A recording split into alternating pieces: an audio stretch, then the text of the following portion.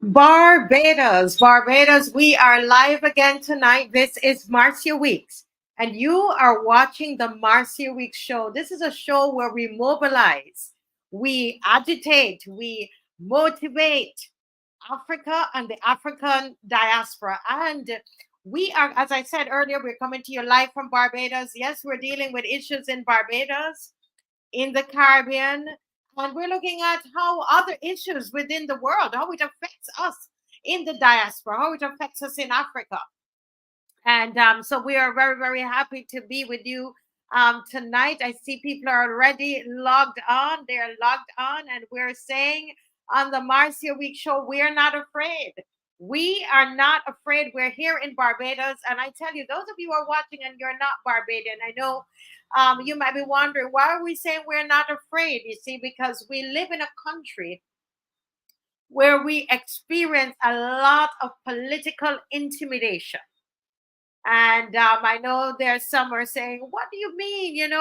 We see your prime minister on the world stage, and she seems so progressive, and lots of great things are happening in Barbados. When there's a whole video going around of all the great developments that are happening in Barbados. But if you watch the show long enough, you will get to realize, as we begin to uncover some things, we lift it up, we lift up the layers, and you begin to really see underneath it and get a truer picture of what we are experiencing here in Barbados. I want to welcome everybody who is joined tonight. And Queen Bee was the first to be on, and I just want to welcome Queen Bee. Good night, Queen Bee. How are you? Good evening, loyal opposition. I've liked and shared, and that's what she's done. She's liked and shared, and we ask everybody to do that. There was a time where a lot of us, a lot of you were afraid to even like the program. This is the kind of intimidation that is happening in Barbados. This is a kind of culture, of political culture of fear that is being engendered in this country, where people are afraid of victimization, marginalization. That is what's happening in Barbados. So again, if you're watching us, where are you watching us from? You might be outside of Barbados. But I'm telling you, we live in Barbados, and at times it seems as though we're living in China or some communist country. Yes? That's what it seems like to us, because there's so much victimization that is happening in this country, politically motivated. And so we're asking people, break that fear and like the show. Like the show. You're watching, like the show. Share. This is a good time to share. It's a good time to like. Good evening to you. Those of you who are logging on, I can see the numbers are going up and up and up. And I know a lot of us are in a somber mood, because there's a part of us tonight that's hurting for those fire victims. There's a part of us that's hurting because we're all Barbadians, and we're hurting. There are 26 families that are displaced tonight, living somewhere other than home. So a lot of us are, we are here, and we're grateful for what's happening to us. Queen Bee, Sandra Franklyn, good evening. You're in your warm home tonight. Hopefully you've got a roof over your head, you've got a bed to sleep on, and we want to give God thanks for what we have tonight. We want to be thankful for our surroundings. We had, some of us, we had something to eat tonight. It might not be fancy, but we had something to eat, even if it's a cup of tea, a salad or whatever it is that we had. We want to be grateful for it. But we're sleeping in our own beds tonight. There's some people are homeless. There are 26 persons who are added to the homeless population in this country tonight. Yeah. And that's what has happened since the fire there on Wellington Street. Cecilia Miller, good night, Cecilia. Junie Rock, good night. Janitha Calendar, good night. Aren't we grateful tonight? Like the show, please. Like the show. We're going to get into some stuff tonight. We're going to talk about the fire. There are lots of, great information that we're going to release tonight, and we're going to have a discussion tonight on the fire. Aaron Hunt, good night. Marva Hunt, good night. Romeo Hinkson, good night. Gelbiz, good night. You know, Gelbiz, one of the things that we're doing as a result of this fire there on Wellington Street, having gone there yesterday and seeing the devastation, it was like, you know, like you're watching a movie. It was like, for me, like I was on a movie set. It's just that it's real. It's people's life that was right there. I'm looking at on the ground, their clothes, you know, their appliances charred, burned, their bed. You could see the spring of the bed. There's nothing left of the mattress, just a spring. You know, things that were metal, or whether there was a barrel there with a few clothes burned. There was an animal like a dog, and it was burnt. He was burnt right there. You know, you see all the belongings of the people, all that was left. I tell you, my Barbadian people was just mainly metal, the things that could not be burnt to ashes. And people told me that, you know, Fabian, good night, that it was the first that they were seeing what really happened. I mean, we had those pictures of the fire, and then we had we saw pictures of just the front, you know. But thankfully, we had favor with the authorities, let's put it like that, and allowed us to go in the back and be able to capture that kind of footage for you to see and feel and connect with fellow Barbadians. And so on Saturday, we're saying at the march, we have a march that is coming up on Saturday. But what we're doing at this march, the march is on Saturday, May 11th at 10 a.m. Everybody, Massy Car Park, Kensington. That's where we're starting from on Saturday. It's the We Are Not Afraid march. And while we are marching, you know, pushing back the cybercrime bill and the child protection bill, etc., we're not going to be insensitive to there's a part of us, as I said, that's hurting. When you know, you ever get a little stick on your little finger, your pinky finger, they call it, a little nail stick you, or something sticks you there. You don't ignore it. You go and you get it fixed, even if a little thing there. And so right now we're there 26 persons that are hurting, and so we want to make sure that we have some barrels there. If you remember, we always had our barrels at the roadside parliament, so we're going to bring those back at all of our marches right there in Independence Square. And we are going to ask you to bring donations for those who are you know, displaced by the fire. And I'm going to play the little clip there, right?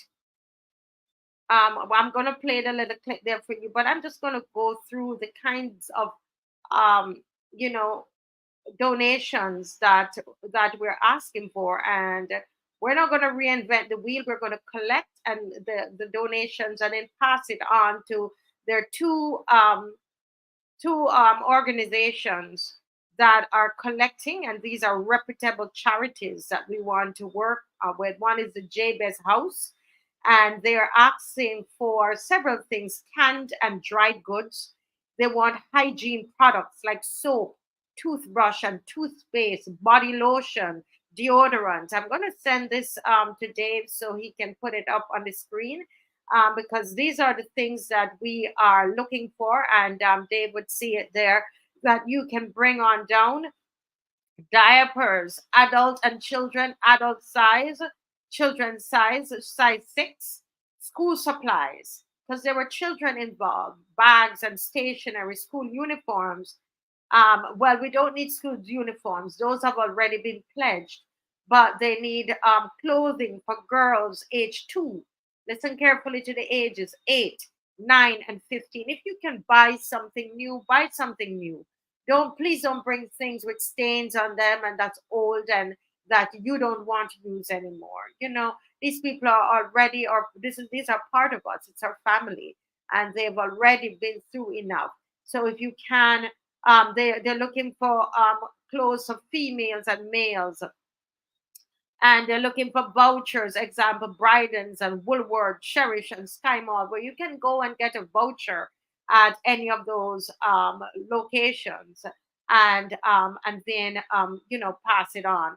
And that is Jabez. Jabez, that's what they're looking for. The Anglican Church actually is also picking up donation, and they're looking for clothing clean. They want undergarments and socks, new undergarments and socks, new. Because I know some people, when you believe you're giving things, that sometimes we want to give things that we don't like and so on. We're gonna treat our brothers and our sisters and our family, their families tonight that are sleeping in a hotel or sleeping with relatives or at relatives' homes. Think about it. One man in the newspaper, he said, he doesn't even have his work tools. They're gone. Everything is gone. So think about that. Think about that. They want outwear such as their jackets and sweaters, shoes and footwear. They want non-perishable food items, bottled water, baby formula and food, toothbrushes and toothpaste, soap, shampoo, conditioner, deodorant, right? And we talk about the diapers and so on. And so we're going to ask you to, when you come, we will have the van there that is provided for you. We will, those of you who are coming to the march directly, we're going to have a vehicle there that we can put some of the donations in. And then those of you who are bringing to Independence Square, we will have the barrels there, and then we put the stuff in the barrels, and then we would be able to get it to the Anglican Church that is collecting, and also to Jabez. So this is the St. Ambrose Anglican Church on Cypress Street. And there are lots of numbers that we are going to call and make those arrangements. Want to thank this church and really big them up and celebrate the St. Ambrose Anglican Church on Cypress Street in Bridgetown for responding so quickly. And also to Jabez charity. And I believe it's I think it's Camille Delaney is, and I know her, and very reputable, jabezhouse.org, and they are also collecting. So whatever we collect, we're not collecting money. We're not collecting money on behalf of the fire victims. We're only collecting kind, because you don't have that. Nobody's asking here for money. So I'm going through these reputable charities, and then we pass on the donation in kind. Please don't bring any finances, no money at all for this. We're asking you to bring kind. And throughout the evening, I'll continue to announce what it is that we need. Okay. So we ask everybody we want to take this very seriously. Let's just play we're going to play that video. I know we just took it off the screen, but let's just play that video right now before we even play the anthem. Or should we do that? Okay, we're going to play the video.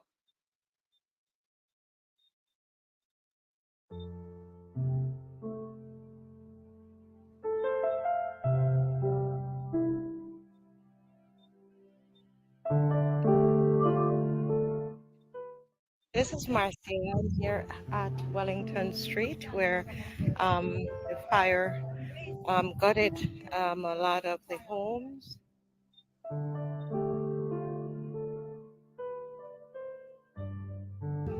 So here we are, and this is happening. And we're here on this other side here, which basically looks like a war zone, really. Looks like a war zone. See? This is the situation here. Hello, sir? Hello? Hello? Hello? Hi, morning. Hello, in the green shirt. Hi. Hello. I was just checking to see if there's anything. I am from the Marcia Week Show, and the citizens want to know what can we do. Is that your house? Can I talk to you? Is there anything we can do for you, the citizens?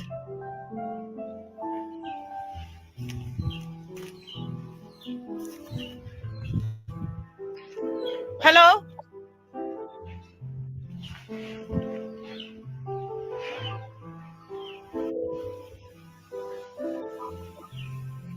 This is like we're in a literal war zone. Is this? This is like we're in a war zone, people. I want you to let this sink in. We don't know what started the fire. We've been told that the government is taking care of the people. They have removed them. But these are, it said either 25 families that have been misplaced. Seems like even a dog died here. I was calling somebody there for them to tell me what we can do to help, but I'm not hearing anybody. There's a gentleman there and he's working, and so this is where we are. It's in the ruins. You would never believe. Can you imagine? I wonder what happened, how these people ran. They ran away and left everything in the street. Their beds there. See the beds? It's beds burned up. They have lost everything here. Everything is lost in this fire. See the mattress bed spring. See the barrel with their clothes. They have lost every single thing. It seems like in this fire, all you're seeing is metal that is left. Metal. Look up in this breadfruit tree, guys. Look in the breadfruit tree. That's the breadfruit tree there.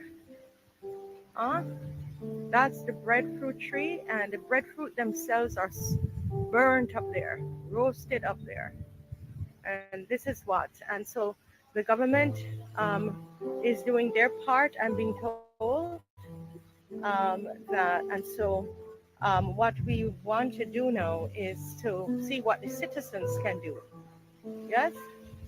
What can the citizens do? As far as your eye can see, that's the kind of damage that is done. Yeah? That's the kind of damage. There's another tree there, a mango tree. Yeah? That's the kind of damage that is done. So I've asked if there are children involved. So even if we start working on the children, let's see what we can do, even if it's the children, and we can help the children. Yes? Yeah. If we can help the children, that would be great.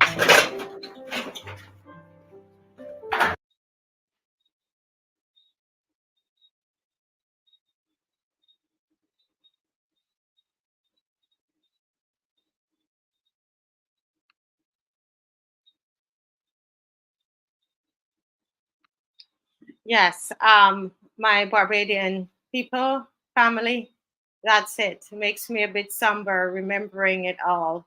Let us stand to attention as we play the national anthem.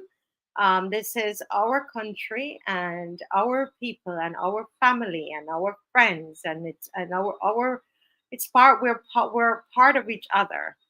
So let's stand to the national anthem.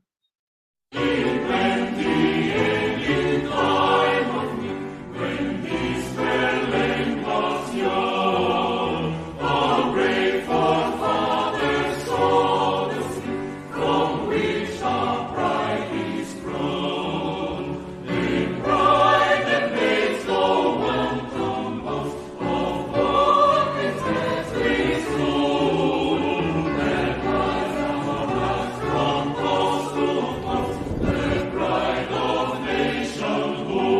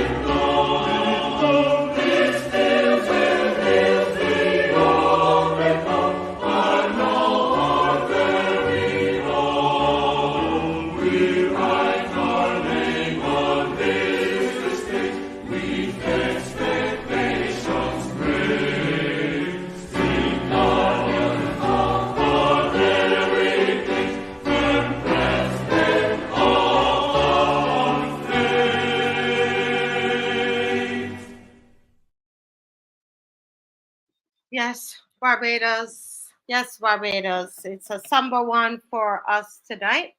I want to say that those of you who want to donate ahead of Saturday, you are free to do so if you can get your donations to uh, Unity Workers Union.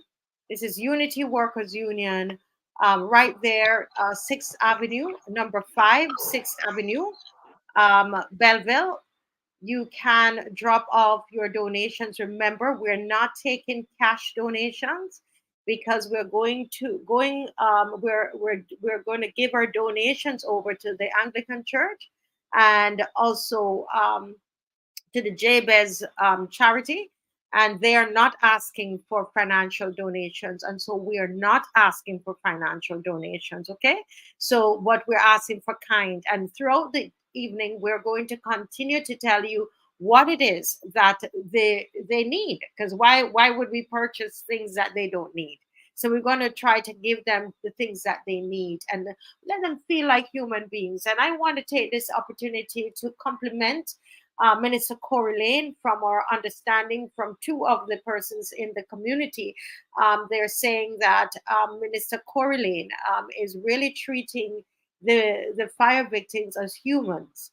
And that's very, very important. They're being treated well, and they are also reaching out for help for the fire victims. So we want to commend Minister Corey Lane. I was told that Minister Trevor Prescott was on the scene as well. And we want to, all the departments that are working together to make sure that these Barbadians are taken care of and they feel loved and they feel like they're part of us. We want to commend them for the work that they are doing. We will continue to follow up. I know that there's a number Minister Lane has given in the newspaper because he says that he's working without an office, and that is a shame. And even though he's working through his cell phone, he's doing the job and getting the job done. So, Minister Corey Lane, I want you to take a bow and thank you for treating Barbadians as humans, as people. And I think that that is a very, very important at this time. God bless you, sir. Let me just go over to our wonderful, wonderful, wonderful panelist is here with us. And this is none other than Mr. Glyne Murray is in the house. Good night, Mr. Glyne Murray.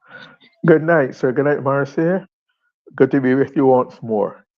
And Yeah, before we go any further, let me compliment you for your ongoing activist role in being, if not first on the scene, first among those who should be on the scene, on your willingness and determination, ability to do things for persons on behalf of the community as readily as possible. I guess it's your nature, so it comes second class to you. yes, thank you so much. Thank you. Thank you.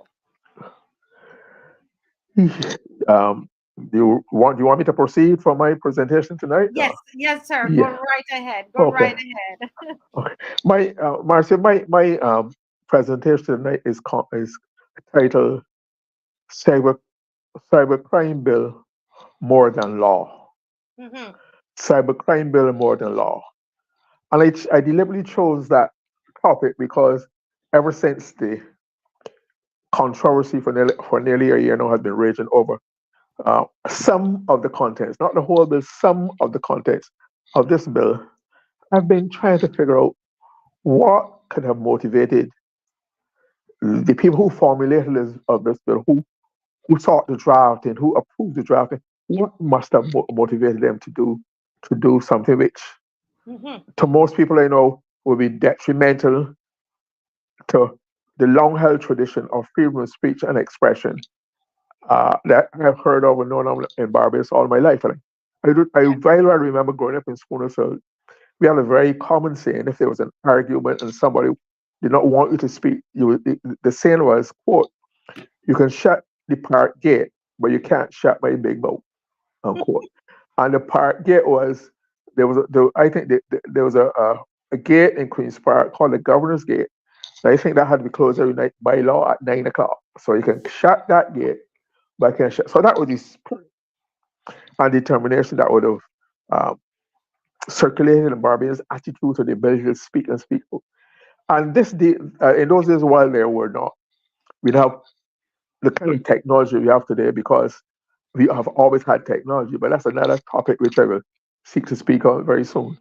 Um, Yes.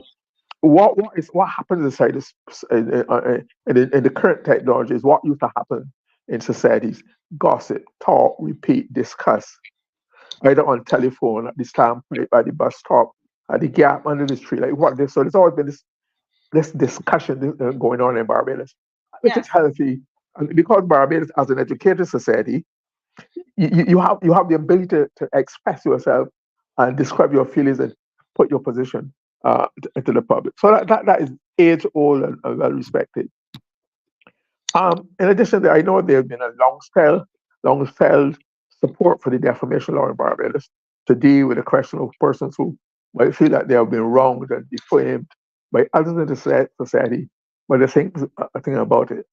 And ironically, why this bill is going to impose is not respecting the fact that the defamation bill exists, a defamation bill which very many people in Barbados wish was not as tight and as strict as it is. So why not seek to amend that? Why do you go in this direction of a brand new? So I'm trying to figure out what could be the motives. Um, I feel that I think the reason is that I, let me put it this way too. This government is a government which is proud to promote itself as a progressive government, sensitive government, tolerant government, obliging government, embracing Yes. government. Right. It's done that way. For example, it has decriminalized buggery. And while some people in the government said that they did not decriminalize it, but a judge ruled that it was against the Constitution, they have not challenged it. So they have accepted it and they work with it. So as far as I'm concerned, they're the rulers of the society, but they would have decriminalized it. They've decriminalized small portions of marijuana for personal use. They've embraced the LGBTQ community.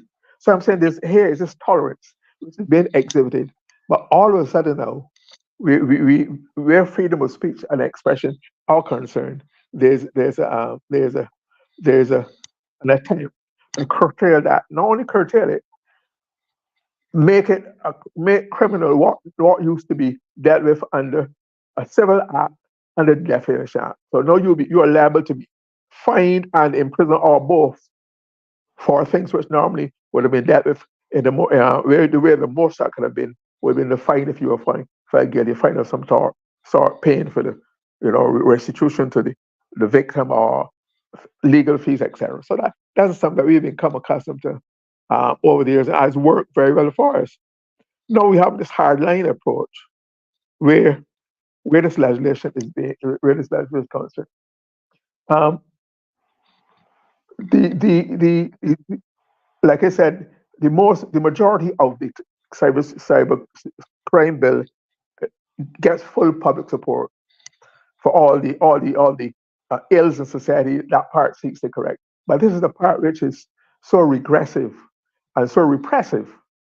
In fact, it might even be considered repugnant. That it's hard to. I cannot recall all my years of following politics closely and working in politics anything that comes close to how dangerous this is. I think to the constitutional rights of Barbados. Nothing at all that even comes. I mean, um, the Public Order Act of 1970 does not even approach this. So this is going to a whole new stratosphere, and I wonder about it. And therefore, it seems to reserve over a number of words which people find offensive, or which they think that should not be used in connection with public. So if you go to slide one, if you can read it for me, for it's much clearer for you, Marcy, I'd be glad if you can read these slides for me. Yes. Looking at the cybercrime bill, words such as ridicule, contempt, embarrassment, obstruction, insult, injury, humiliation, anxiety, hatred. The above can be considered loaded words or language used to influence an audience by using words and phrases with strong connotation, an idea or feeling that a word evokes, in addition to its literal or primary meaning. Right, thank you. So that's the context of which one has to see. One has to understand that language has power. Language conveys information, values, anger, happiness, whatever. Language is one of the most important facets of human existence to communicate. So one has to make sure the language one use, and the language that Marcia just quoted, were all vague, subjective, not precise. They reflect people's reaction to the use of words, and the reaction might be based on a person's own psychological makeup, their hang-ups. They might be uncertain, unsure of themselves, have an inferiority complex, might be thin-skinned. So all of a sudden, the craft of this bill wants to move to a society where Barbadians, what Barbadians said, they're touches. That's where Barbadians used to describe touches. And where you can no longer take the exchange of language before it seeks to take you to the confines of prison. And if you go to slide 2, which deals with sticks and stones. Yes. Looking at the cybercrime bill continued, sticks and stones, children's rhyme used as a defense against name calling and verbal bullying, intended to increase resilience, avoid physical retaliation, and or to remain calm and indifferent. It was a rhyme. Sticks and stones may break my bones, but words shall never hurt me.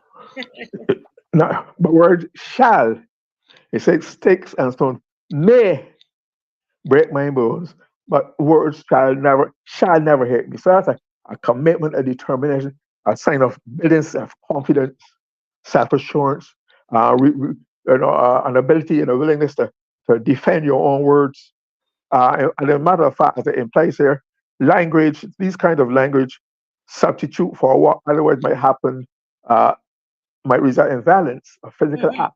But you express your hostility, your anger, your dissatisfaction in this socially accepted way, and it saves a lot of social unrest, distress, and physical efforts that can end up people uh, in the jail. So here, we're no longer, these words are very hyper, people are very hypersensitive of these words because I cannot remember the government reforming the laws dealing with gun crimes when there was an outburst of gun violence and seizure of guns and a lot of gun activity. So quite rightly, the government went and they increased the penalties, they increased the number of judges, but that was a social issue. I cannot Yeah. recall anything happening in Barbados in the last 5, 6 years, 7, that deserved this onslaught on freedom of expression. Nothing that would be equivalent then to deserve what might be seen of. They might say reform, but there's no reform. There's a whole brand new area of legal prosecution that they're trying to uh, impose on Barbados. And if you look at also slide 3, um, I find that this is a very hypersensitive act. Like I said, there was nothing I can recall. So it might be just persons who themselves, them or their friends or family or their cliques, might have been affected by it, feel that they should be aware of preventing people to say them. Already people think that people in government are, and I have to say that because the government is the one who's formulated this bill and whose name the bill is being promoted and seeking to make it law. People already think that some of them think that they're untouchable, unreachable. No, you mean they unpronounceable? You can't even So they think it's an overreaction, a reach, a stretch, which is really does not um, do the society any good. And if you look at slide 3, if you can read it for me, Marcia. Slide number 3, a cat can look. Yes. A cat can look at a king, meaning a purported or alleged inferior has certain rights or privilege even in the presence of a purported superior. So, right. So what we are saying is that we have a right to speak about our leaders, and I think that this is I think that this is most of this is coming out. Because there's a new elite which has come into Barbados, um, has taken over the new government. We can see it, and a lot of it has come through because of dispensing of patronage, the existence and the practice of cronyism and nepotism, all the social deficiencies that help to create an elite. So we have a new elite entrenched, and I think they're trying to consolidate and entrench their person with this legislation, because people are questioning the society as a good, healthy democracy that we should. And it seems as though most people can't take the scrutiny, and there are we can look into to curtail, limit, discipline person, so drive persons into fear of going to prison. To go to prison for your mouth is something totally um, uncharacteristic of Barbadians for freedom of expression or whatnot. Yes. People. So this is a whole new realm, which is very, very shocking. And one has to understand that. But like I said, words have power, but the law also has power. The law not only regulates society. I try to look at the whole issue through kind of sociology, etc. So social psychology. The law also molds and shapes, and the law not only law reflects the moral values and norms of the society. That's why as it changes, the morals and values would change to accommodate the current situation. Like I said, like has happened with buggery, marijuana, etc. So it's an ongoing process. So the law is not just what's on the statute, but the law is supposed to reflect of, and be a companion of social construct, how the society exists, how it functions, and not just as a question of penalizing or whatever. But there's another sociological process at work. I think this this these new power brokers, uh, they represent what Oinata described as um, the Negrocrats. Mm. And when he used that crowd, he was not speaking of any one person. It was an attitude, a behavior, which he saw not only growing into society, but even in his cabinet. He would often say, he used to call the Negrocrats, and he would not not sneeringly, disparagingly, but just as representative of certain attitude and behavior and values, which was anathema to the way people of our generation, etc., background were brought up. And he would even say, he would say that he had some in his cabinet. And some of those in his cabinet, some of those persons who sought privilege and entitlements, they are now in a position, they're now benefiting from it in a way that probably they've never seen before and probably never imagined. So in that regard, I think this is part of that process where the new perceived elite and their cohorts and their influence and their consultants and their beneficiaries all over wanted to want to go deeper and consolidate the position, like I said, and make them more powerful and more enduring in the society over time. So this is a Yeah. reaction to that. That's a reaction to that kind of attitude. Um, I so, but that wasn't not only that. If I can go to slide 4, Yes.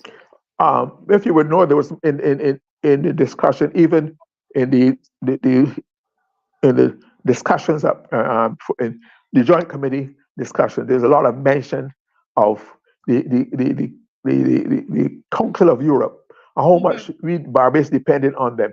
Read. Could you read? The Right. Council of Europe is the continent's leading human rights organization.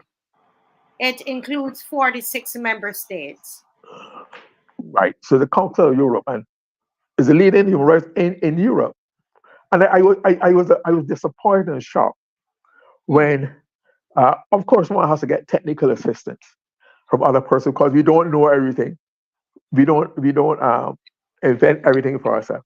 But I was shocked when the presenter representing the defenders of this bill, the explainers of this bill, so David Simmons too, when he boasted how the Council of Europe, which came down here and sent a delegation and set up a workshop, they praised Barbados for having the most advanced bill in the Caribbean, and they complimented Barbados for its outstanding work in this process. And some people, I got the tone as though people were proud of that. To me, I was very embarrassed because the Council of Europe is just another avenue for neo-colonialism. They're no colonizing us. They're not coming and invading us. We are going to bring them in. And of course, if they are seen as the archetype of this kind of legislation in Europe, and you go on coffee them lock, stock, or barn, they must be proud of you, but you swallowed the bait. So you've now become an extension of their own culture. This own culture where this is concerned. And if you look at slide 5, there are countries in Europe, if you reach slide 5, who have adopted this same harsh attitude about comments about leaders and high officials, etc. So this is not coming up, but this is reflective of Europe. It's not Barbadian fashion and recreated and reformulated to reflect our values, our outlook, or our national psyche. This is something which has been adopted lock, stock, and barrel from Europe, and we have been asked to go ahead. Could you read slide 5? It says we're insulting the head of in some European countries at the moment. We're insulting the head of state can land you in prison. The great and the good have solid legal protection on much of the continent.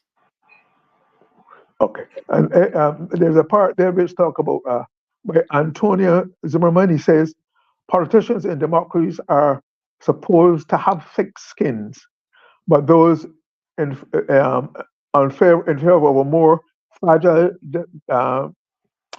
disposition, but those in possession of a more fragile disposition have politicians as well as some royals have laws separating them from protect them from brickbats in a host of European countries.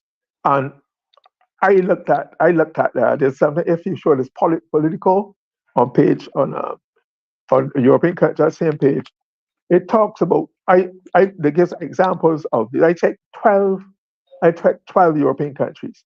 They can run them down quickly for you.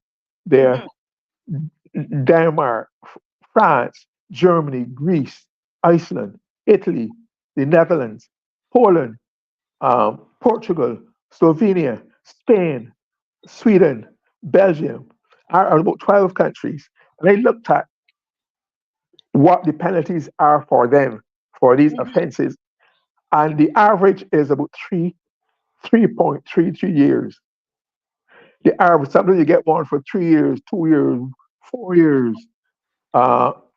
Right. So when you put them all together and work at average of the imprisonment term would be an average of 3.333 years. And in Barbados, here is the government proposed or 9 years. Sorry, 7 years and 70 dollars. 7.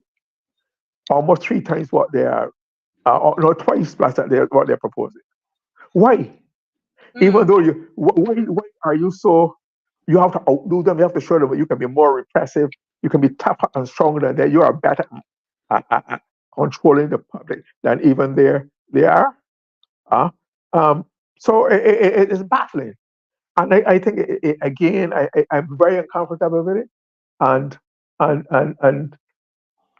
there are also occasions where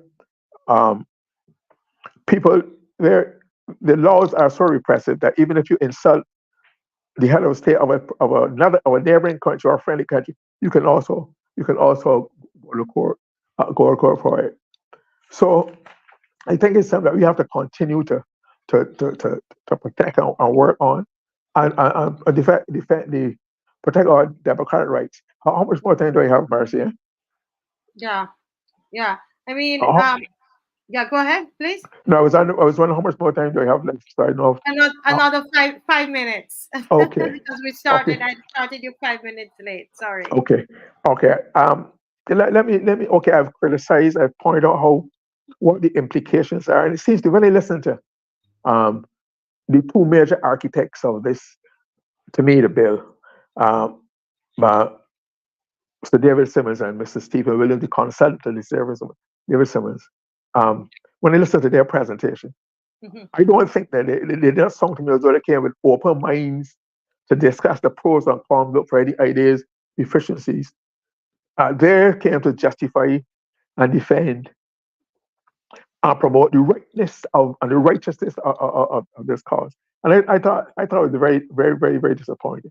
Um, and they seem to have been motivated, as far as I'm concerned, by the personal experience of Mr. Williams spoke about him having been and all kind of scurrilous things being said on him.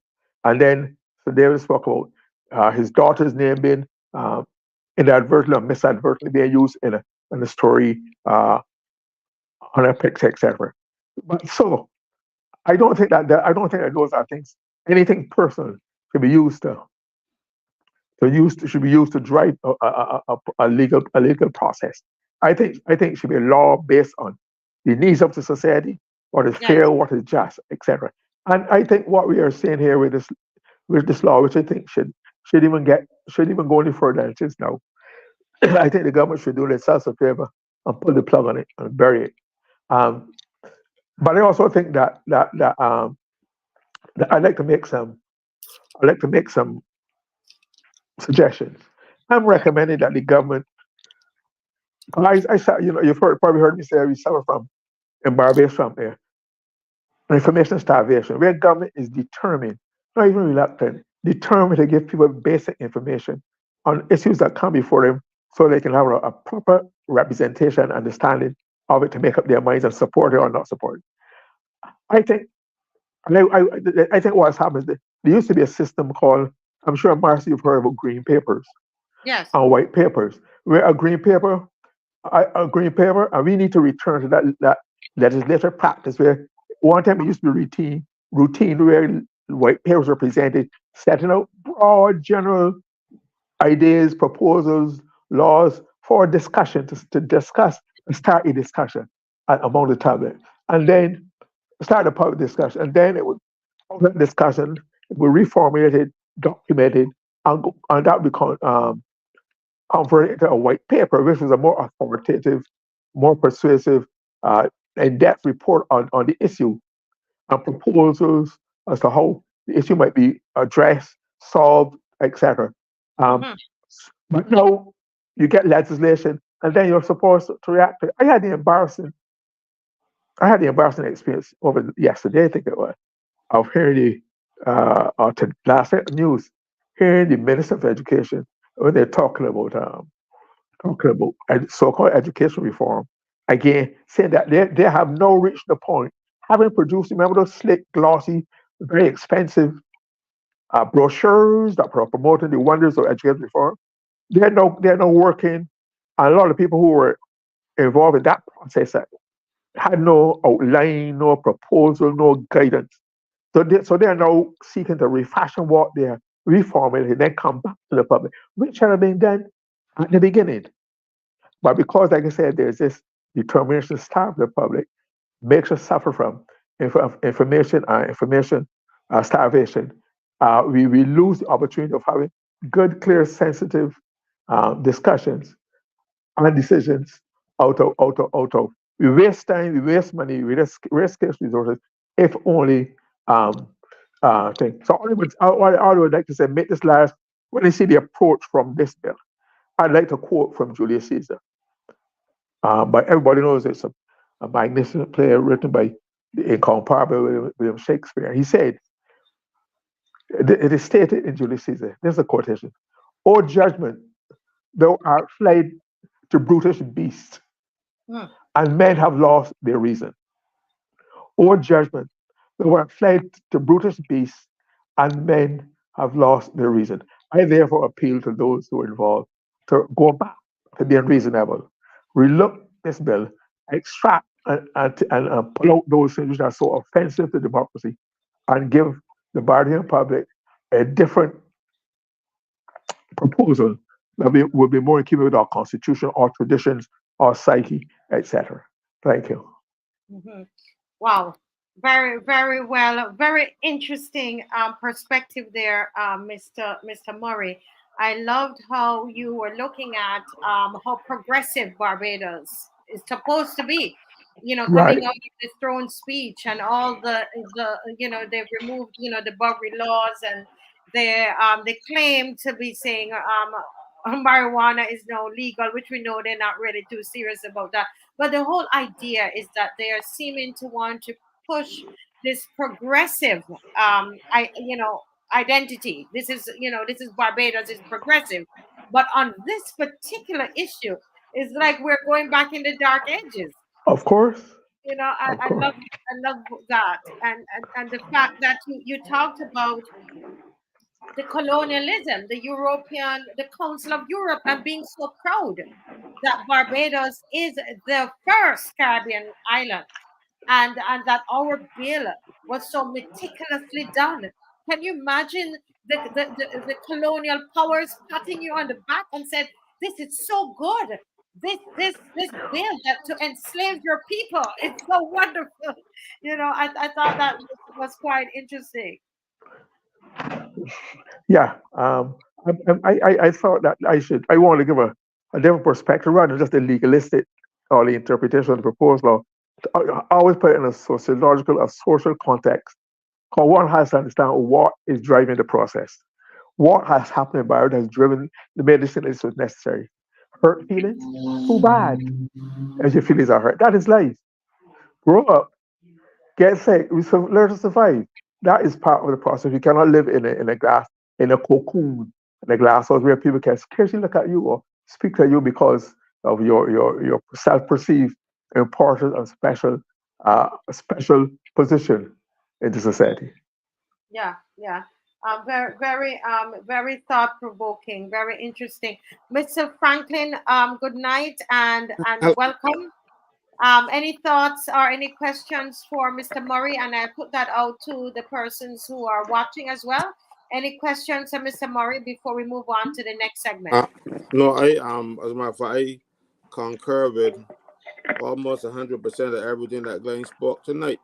Usually sometimes I would say, well, Glyne, I agree with this and I agree with that, but tonight he was spot on. Thank you. His analysis as it it's clear. One thing I would like to ask him, Glyne, you were in the Senate for a number of years. Yes. And have you ever heard of a situation where a bill goes into committee after it has been passed? Nah. Everything about this bill is wrong. As a matter of fact, I don't think that either Mr. Williams or so they who had such a hand in it, who were the conceptualizers, the architects should. I think they should have come to answer questions and not to promote the. I think they have too much self-interest. They're not. You don't expect them to dissect, criticize, pull apart their own work. So why come? Come and let the people present. Questions be asked by the committee, and out of that will come further information for use. But you're coming to justify, defend it as though I'm going through the motions. It's a formality, but I don't really intend to make much change to it. No, that's the impression I got. They're trying to discredit. Because why I asked you that question, Glyne, is that you seem a little low, Mr. Franklin. You seem a little low. Go ahead. Why I asked you that question is that I saw in the newspaper the chairman of that committee trying to discredit something that I said. So I didn't want to respond to him because I don't like responding to clowns. But it got prominence in two papers. So I said, but let me just speak to you on it because it is unprecedented in Westminster where a bill would be passed and sent to the other place. And then the house that passed that bill would then go into committee on the bill. Committee is supposed to determine if the bill should be passed and if the clauses are proper to be passed.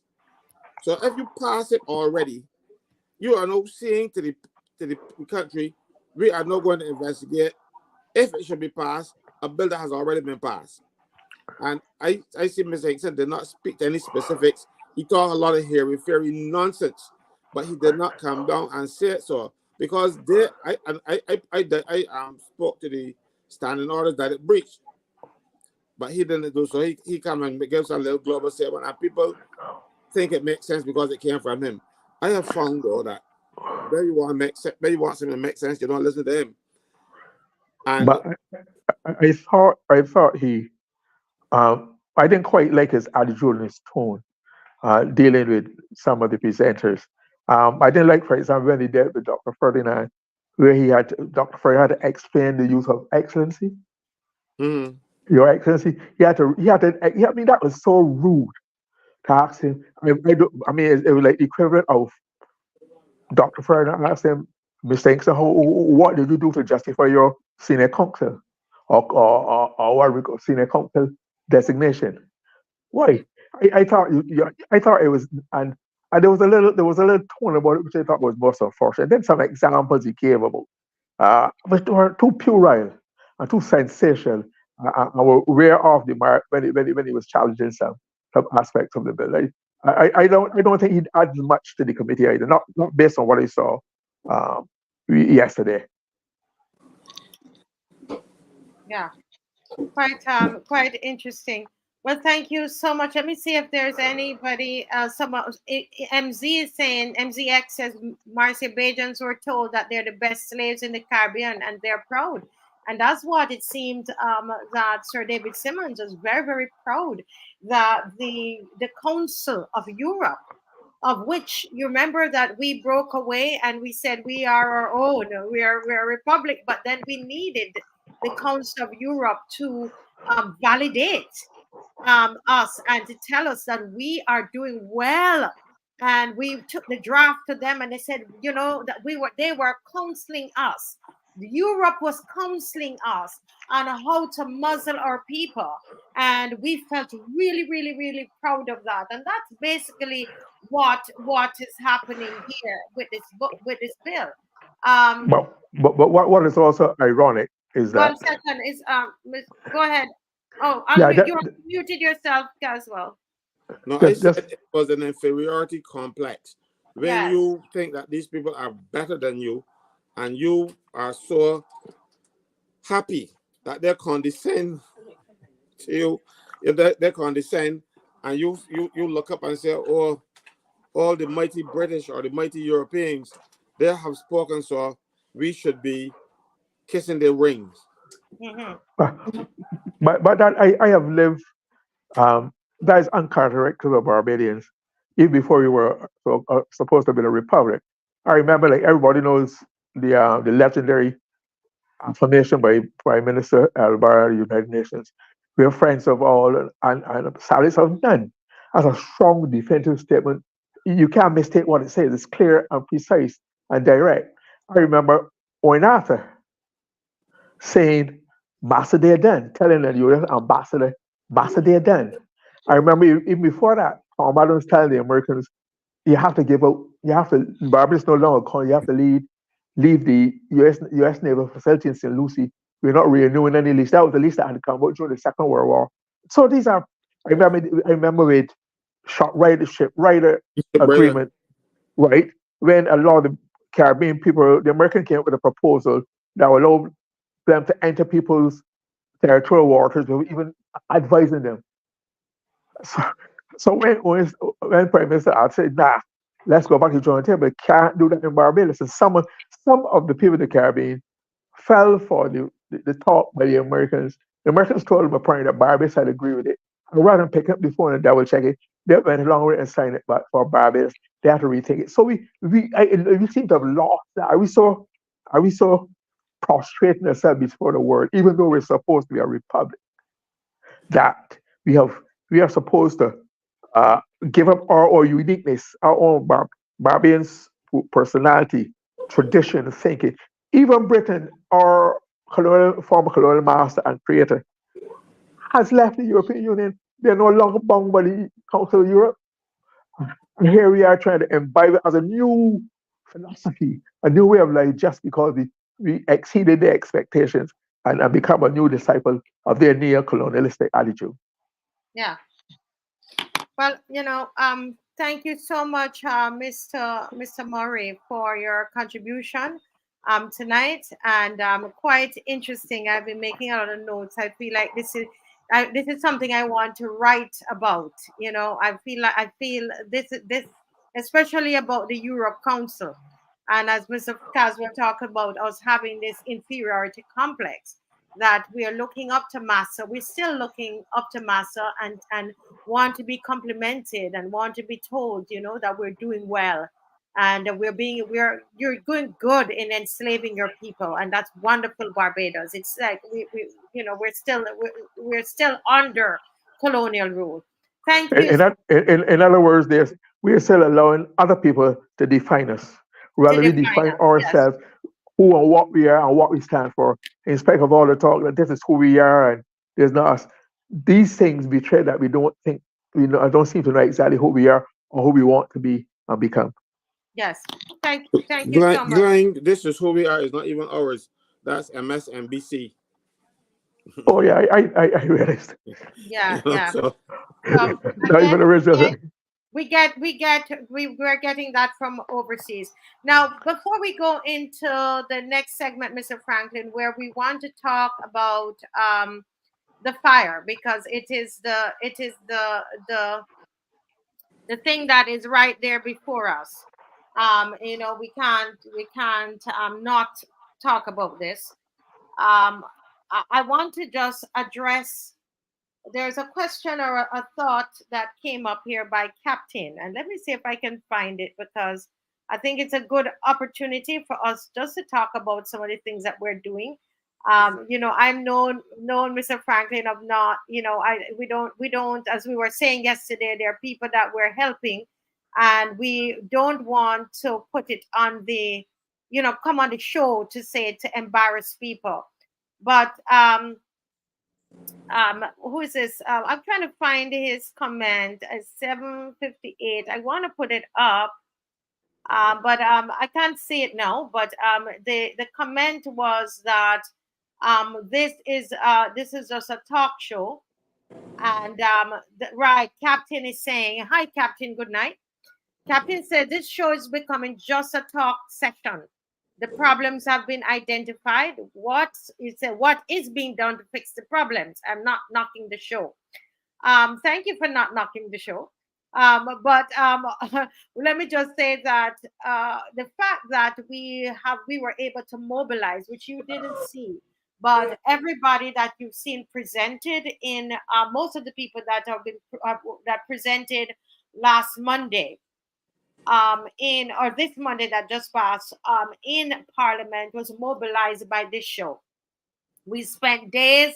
We had Zoom meetings. We had people writing presentations to people. There are young people. You will see them come this week coming up. There are a couple young persons, not the schema, that we've recruited to go into Parliament, and we've been working. So we put on marches, so many marches. Right now, this bill, the reason the bill is with this committee is because of the mobilization of this show and other podcasts like Lumumba and other Bongolites and all of them, and Emmanuel and other shows, including our shows that I've been doing. I mean, the work is out there for what this show does, which is more. There's a lot of action this week. I don't know if you know, Captain, but we have a march on the streets, and we are inviting you to come down.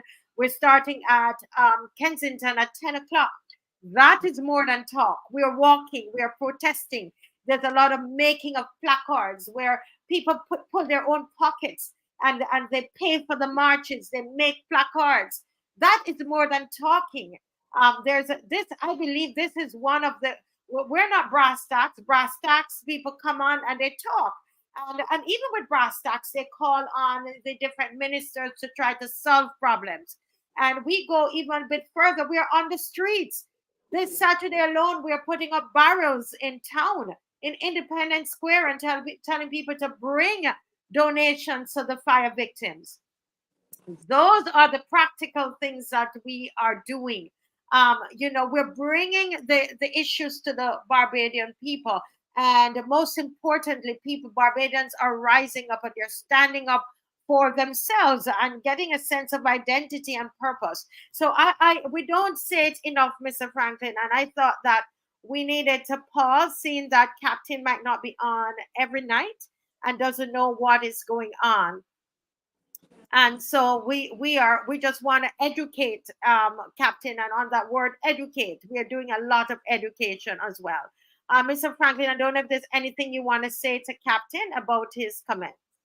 I think you said enough. I don't want to answer everybody who has a contrary view. They're entitled to that contrary view, and I wouldn't take it from them. Because myself, I have a lot of contrary views. So when somebody has one about me, I don't make too much fuss about it. I make fuss about it when there's people like Edmund Hinkson who then turn around and I'm going to say lie. And I use that word not in full context what it means. Sit down, he knows better. He's an attorney at law. He ought to know better. And what he said is not the truth. So when he says what he said, it is a lie. It's a deliberate lie. So when he comes, so I will speak to people like that, to speak to those kind of issues. But Captain, he is entitled to his opinion, but Ed Hinkson is not. Don't think that he's entitled to his opinion. He's entitled to his own facts, and that is Edmund's problem. Yeah. Helicopters passing. So if you hear a little noise. Yes. Okay. So we will move on. Okay. So we want to talk about the Barbados fire service response to the Wellington Street fire. Now, Calvin McKenzie, good night. Calvin McKenzie had a comment earlier, and I wrote it down because I know that I would have missed it. And he says, once the fire victims are taken care of, the next step is to do a thorough independent investigation. I realized that in Barbados, once you start to do those kinds of things, once you start to say, okay, let's investigate, let's see what happened, let's do an audit, let's see what we could do better. People start, to get all up in their feelings. They get offended. They feel like you're being partisan and etc. At the start of the show, you would have heard me say that there were people in the community who felt that Minister Corey Lane, that he was very responsive to the fire victims. They talked about Trevor Prescott and so on. And so I commended them at the start of the show. And I heard that a lot of the fire victims, majority of them, felt comfortable where they are at the moment. Not that they don't need anything, which is why we came on and we're asking for support for them. But one of the things that I did hear while I was in the community from the residents there, not from the media, from the people who were on the ground. And these were young men who were the ones who were the first responders. They were the ones who were on the scene.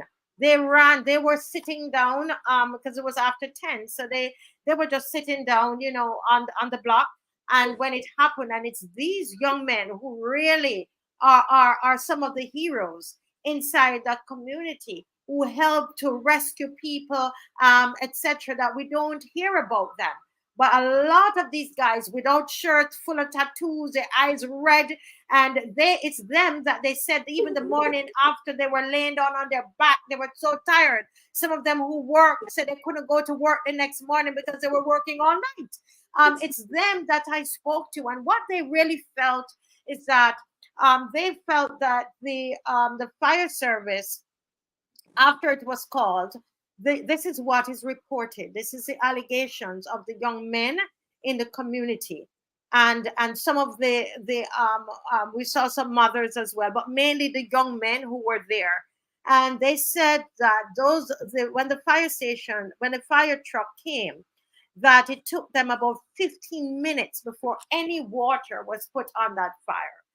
And they talked about how the firemen struggled to open the hydrants. the hydrants that were underneath.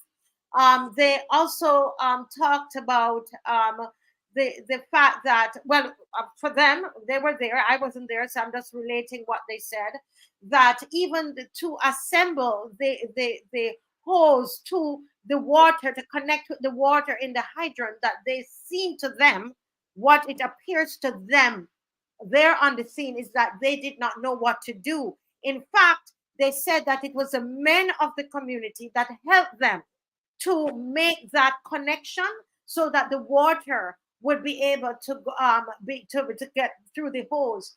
The young men on the scene, those first responders, they said that when the fire service got there, that there was only 1.5 houses. It says one house was burning and a half a house, like a tree, not a full house, was burning.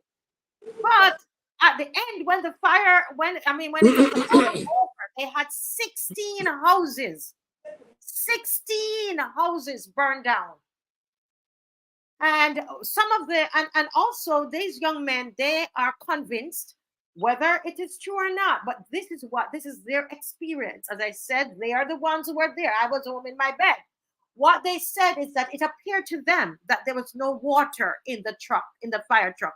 That's their understanding, and I can't take that from them. That's their experience. I was not there. They feel that there was no water in the fire truck, which, but of course, we know that that is unusual, right? So this is one of them. They have a football match, and they're trying to come on after 9 tonight when the football match is completed, and then we will hear from him if he gets a chance to come on. But that is what was reported to me while I was there on the scene yesterday. I know, Mr. Franklyn, you had some other information that you wanted to share. Can you go ahead and share that now, please? Yes, please. I have this from a very reliable source. Yes. Can you try to speak up a little bit? Somehow yes. I have this information from a very reliable source. The problem, and let me start by saying, I agree with the comment of Calvin McKenzie. This whole situation demands an inquiry, a full judicial inquiry, not departmental inquiry, where you then sweep it under the rug. It should be an inquiry that is set up by the president to report to the president, and not to the minister responsible, who will then say, "Oh, we have national security implications." Well, they got none of this case, but they did that the last time with the prisons, and they did not publish the report because it was too embarrassing. Now this one is going to be even as embarrassing or worse, and it comes from mismanagement of the public service, victimization of senior officers who do not have degrees and certain qualification, because they want a service now with a lot of people with degrees, but degrees, they don't outfires. Degrees do not give you experience. Mm-hmm. And so they want to, oh, we have this person without. No, you don't need a single degree. You need training in how to handle fires. And if you go and you do all this kind of fancy training and you don't get the necessary treatment, then let me tell you what happened from inside the fire service. And you were correct. When the first truck got on the scene, only 2 houses were on fire, 2. But that truck did not have any senior men on it. What has happened there, after the government pushed down the fire station in Bridgetown, and then they realized, people are dying as a result, even just a little down from that fire that we had in Wellington Street. A couple of weeks after the fire station was moved, 2 people died as a result of a fire. One at the time, but then one was treated, died later of the burns and stuff that they had after being treated, but they didn't survive. Mm-hmm. They moved that fire station, and I warned them about it. Whenever they said, I warned them, I said, because you don't take a fire station out of the city, but they wanted to have a front garden for the hire. Mm-hmm. So they pushed down that fire station, good fire station. They had the mold and all kinds of stuff like the other buildings got. It was a good building. They pushed it down and decided they're going to take a fire station up. The Bridgetown fire station now is in the Pine. If the people, so when they realized that they had made a mistake, they came up with all this self-congratulatory thing, and because they put a fire station now in the harbor and saying that the Port Authority did it. The Port Authority was instructed to do it. And now they just completed a berth, and they don't have the money to buy equipment to operate that berth because they built a fire station. And they're looking for $90 million to buy the cranes and stuff to offload the ships. But yesterday, we were going to build a fire station. You want to know why? Because it was short-sightedness of this government that don't think. So anyhow, the administration of the fire service decided that they don't want none of those old fellas down there to contaminate these new people. So the people who went to that fire panicked. Most of them had less than a year's service as firemen. Less than a year. None of them qualified to command a truck and to command a fire scene. So when they got there, they panicked. They didn't know what to do. As a matter of fact, the truck started to get singed because they carried the truck too close to the fire. They don't tell me the headline. They tell me, well, show me the truck. Because the truck got singed. As a result, little more the truck would have caught fire. So when the youngsters in the area had to help them set up the equipment, because they were panicking. Even though you tell somebody something, it is experience. You know, if you had an experienced fireman, he would have jumped off the truck, and as soon as he jumped off that truck, that hydrant would have been hooked up, and the fire water be going out fire. Them take 15 minutes to get a single drop of water anywhere, and that 15 minutes delay. Then the next truck that came on the scene was the one from the Pine, called the Bridgetown Fire Station, is the Pine. That too did not have any experienced fire officers on it because those people, the shifts didn't have they put privates. You know, they got people in the army. They got private soldiers. The most junior. They had privates to commanding the stations, and when the fire came up, those privates had to rush out there with the fire. They rush out there with the fire, don't know what to do, and that was the problem. Because you don't want to promote the people because you don't like them for some reason, and the minister and all of them in the ministry knows about these ongoing struggles inside the fire service. Senior people in the fire service association don't make noise because they want to get promoted too. So they're pretending. I like the word pretending. They're pretending to care about the firemen, but they don't do the actual work to make sure that the firemen are treated properly. I am saying that about the Fire Service Association. They are just there as a set of nuisances to see if they can get promoted. So they did not speak out for the men who should have been promoted, the men with the experience. And then, and I'll give an example. Let me go back. A few years ago, I was a consultant to the Fire Service Association. One of the people asked me to assist. And there was a training session. And they asked me to come and share what little bit I know about fire, but the rules of the public service and things. And I turned up. I was not early, but because lunch was late, I was there when the presenter before me was presenting. And after a while, that person is now acting deputy permanent secretary.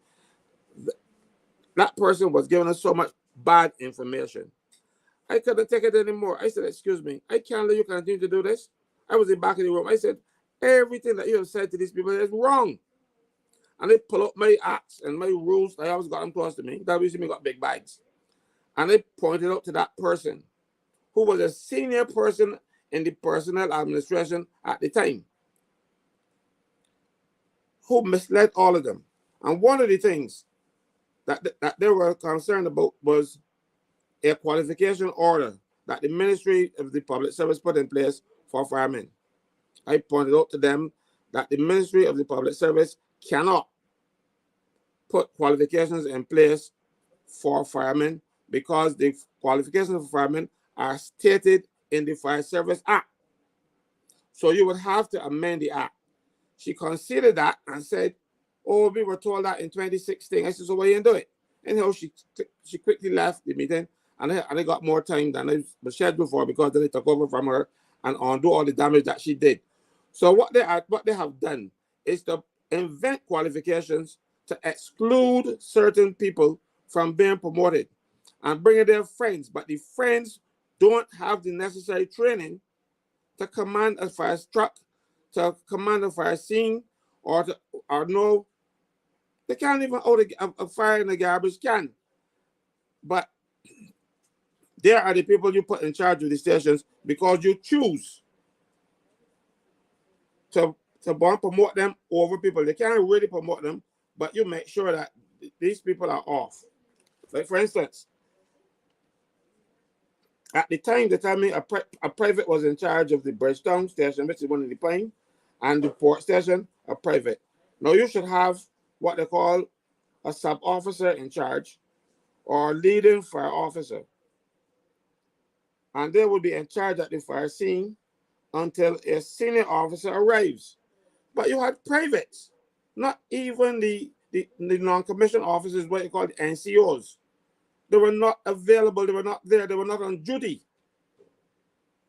So you had, this was a perfect storm. You know, you didn't have people who know how to operate the equipment.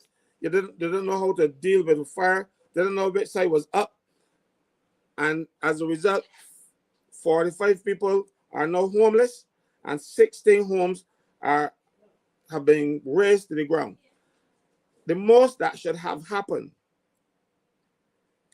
would have been 2 houses, except for the maladministration in the fire service department, the Barbados Fire Service. This is a result of incompetence and victimization of senior people, but not necessarily senior by rank, but people who are there, long-term people who know what to do. But you say, oh, you ain't got this qualification, you got that qualification.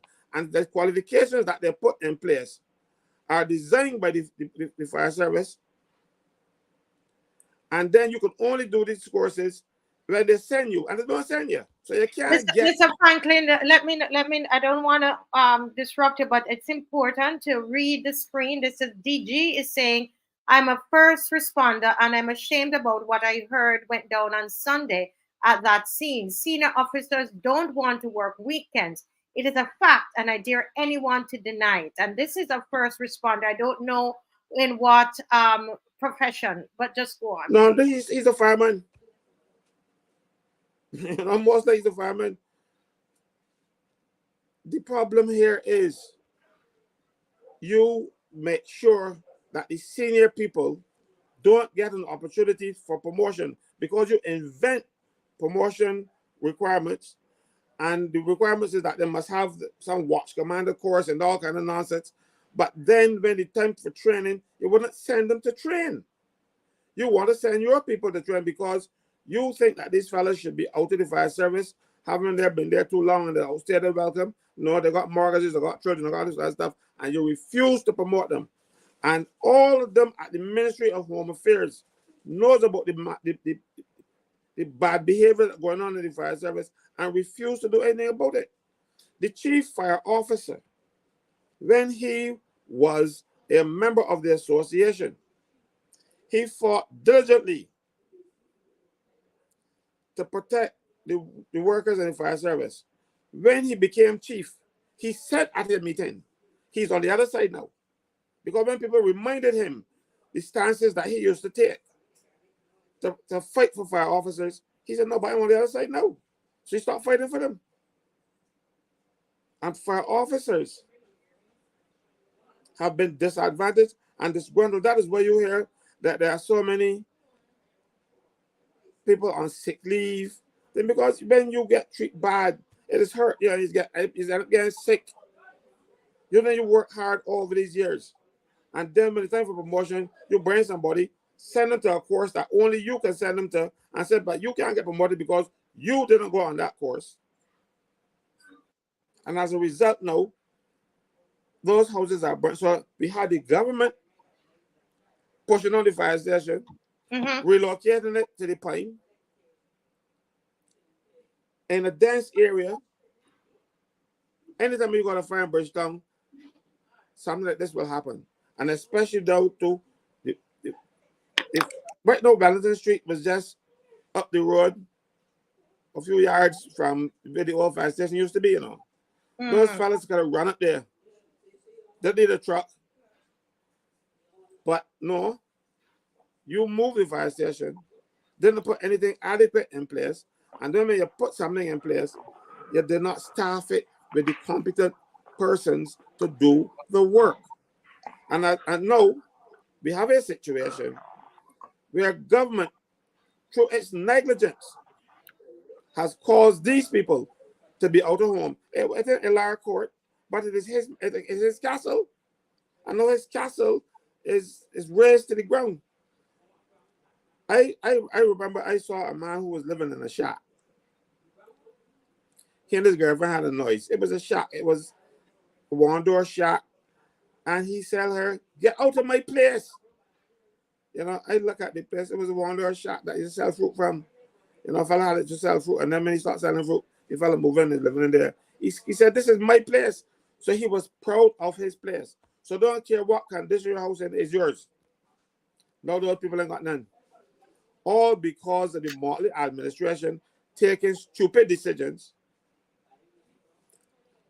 and then would not do anything adequate to fix it. Sit down, you put in your hand. Yeah. Well, 1 second. Yeah, Mr. Murray, we were waiting till he was finished, but go ahead. What we try to do is to wait and then, but go ahead. I'm quote unquote thanking Caswell for being courageous enough, for being informed enough to give us such a horrifying expose. It's horrifying because I when I was on a calling program, I was one who led the opposition to tearing down the fire service because I used to research all the Caribbean countries. It meant that Barbados at that time is, and probably still is, the only country that did not have a fire service in its capital. The only country with no fire service in the country. That fire service was built in 1955. And I remember all the other countries I've been, I've always seen fire services in their cities, in their towns. In fact, with the country with the most room, they'd have fire lanes, which were exclusively devoted to fire trucks. Nobody could break them because the congestion was stopped from arriving as soon as possible on the scenes. And I was very disappointed in the fire service. I lost all confidence in them. When that opposition arose, but moving the fire service and put it in the Pine.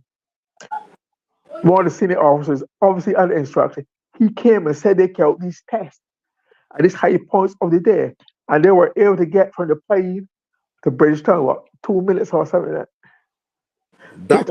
I felt you had to be alive. But even after so that would have been a perfect day. Suppose there's a blockade, suppose there's a truck, suppose there's a ZR van calling. It was stupidity to have moved that fire service in 1954 and then go to the harbor. Harbor is not a full-fledged fire service. That fire service was designed by the same man who designed Captain Thompson, who designed government headquarters. That was done in 55. The Printry, the government headquarters 56, the Printry in 57. Okay. And they all stood the test of time. So what happens now? This has serious implications for all of Bridgetown. Can you imagine you're going to be redeveloping Bridgetown with all the multi-million buildings? Where's the fire service? Yeah. No matter what the hotels might do for themselves, you still need that official, trained, equipped fire service to tackle anything. And right now, we are badly exposed. It's horrifying. And the government should hold its head in shame. Not surprised because this could have been foreseen. Yeah. Thank you, Mr. Murray. Let me let Mr. Franklyn continue because we only have another 7 minutes in this segment. I'm going to finish well before that time. It was Okay. reasonably foreseeable for something like this to happen. I predicted it. If you go back to my speech in the Senate, I predicted that this would happen. All right.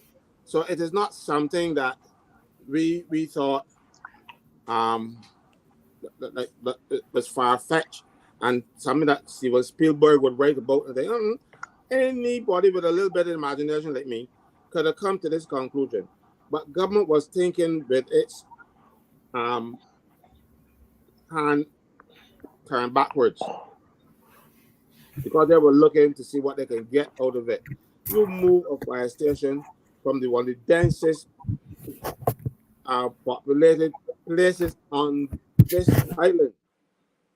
And I think it was next door to that place.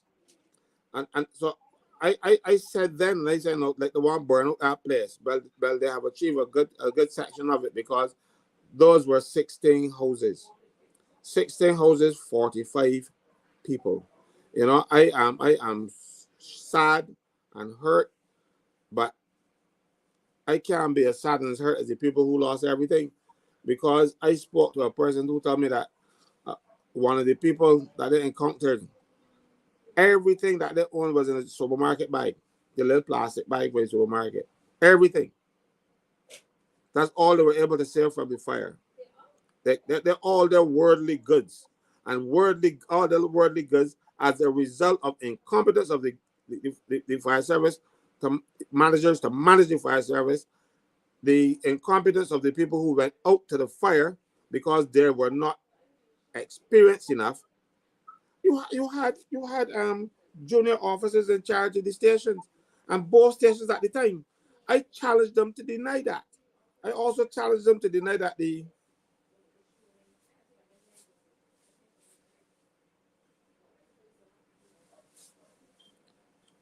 somebody says, I don't know about this, but they had to clean up the hydrant.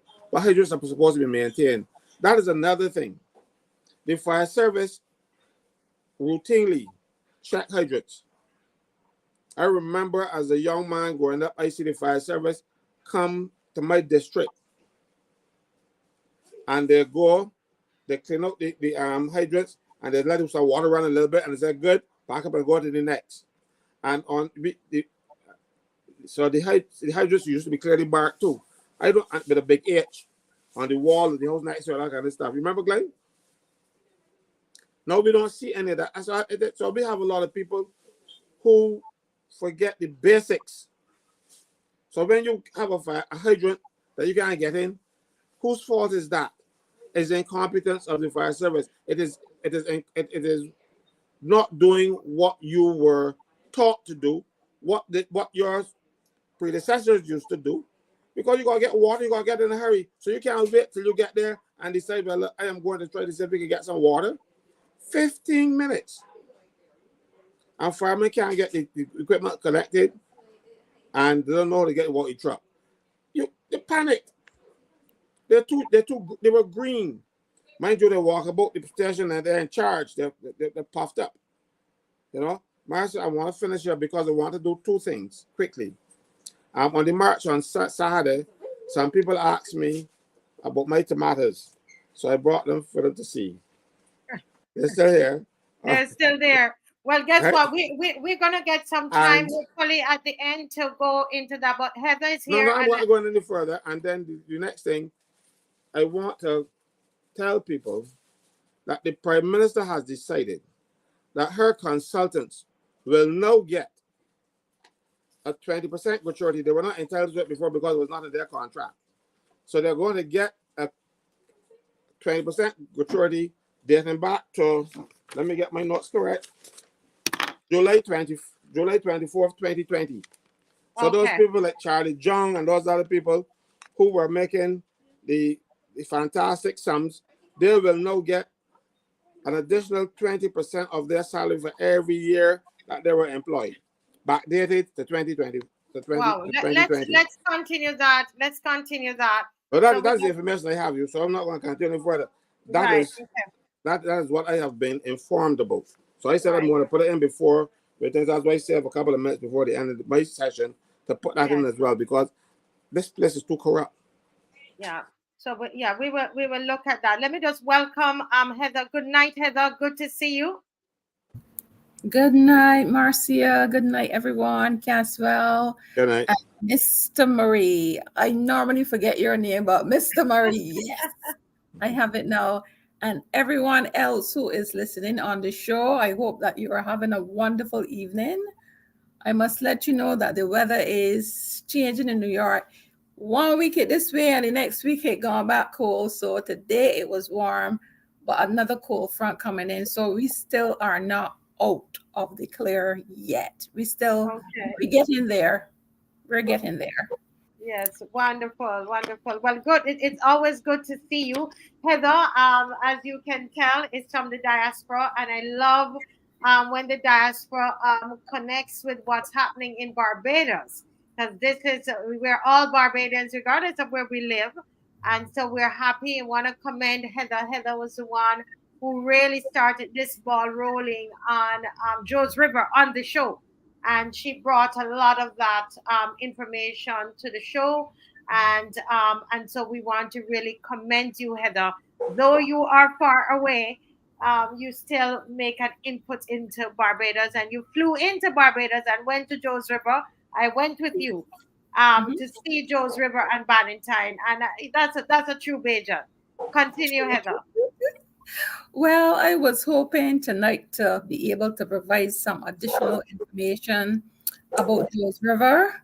I don't have it yet, so hopefully next week I will get that information, both Joe's River as well as the property that is on Cleaver Hill in Cattle Wash, that one.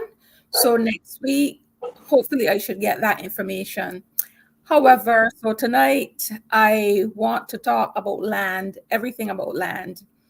And I'm also going to try to get an update on what is happening at Valentine. And recently, there's been something floating on the internet, a short video about people not having access to Culpeper Island. We do not have enough information about that one to go on, so I'm appealing to anybody out there who knows either the two persons who did the two short videos, or if they themselves have information, to contact the Marcia Week Show so that we can be able to tell you, the public, exactly what is happening, because it is good to get all the background information before we can speak. And I also wanted to mention something about Drax Hall. Don't you find it strange that has been in the media for, I guess this is about 2 weeks now, and we have not heard a squeak from Hillary Beckles? Don't you find it strange? I have not heard it anywhere where he made not even a single comment on the subject. And this man is forefront in the reparations arena. They have at the University of the West Indies in Mona, there's an entire department that is dedicated to reparations. And that is where he sits as, I think he is, I'm not sure of his title now, but he is there. So something has happened that has caused him to not make even a squeak. We have heard from many people here in Barbados, even Esther Maynard, our poet laureate. She put out a short poem. I had shared it on my page. We heard from David Commission. We also heard from, I don't remember his name now, the other person who heads the reparation movement from Parliament. We heard from him. The Prime Minister had her say. Everybody had something to say except Hillary Beckles. So I am wondering why Hillary has chosen not to speak. Something is going on, or something has happened. And also, this is, as I said, I'm going to be just talking about land and things related to land. This is land tax season, and I want everyone to examine their bills to see what what it is claimed that they owe the land tax department. And I wonder if Caswell had any information to provide on the attorney, not the attorney, the member of parliament who had raised the issue of her land tax in parliament. Was the matter resolved? Did anything come out of that? And the people who lived in her district who are possibly in the same situation that she is, that they're not farmers, they just own a few things in their backyards and so on. Has their land tax? 1 second, Heather. Do you want Mr. Franklyn to respond to that now? Yes.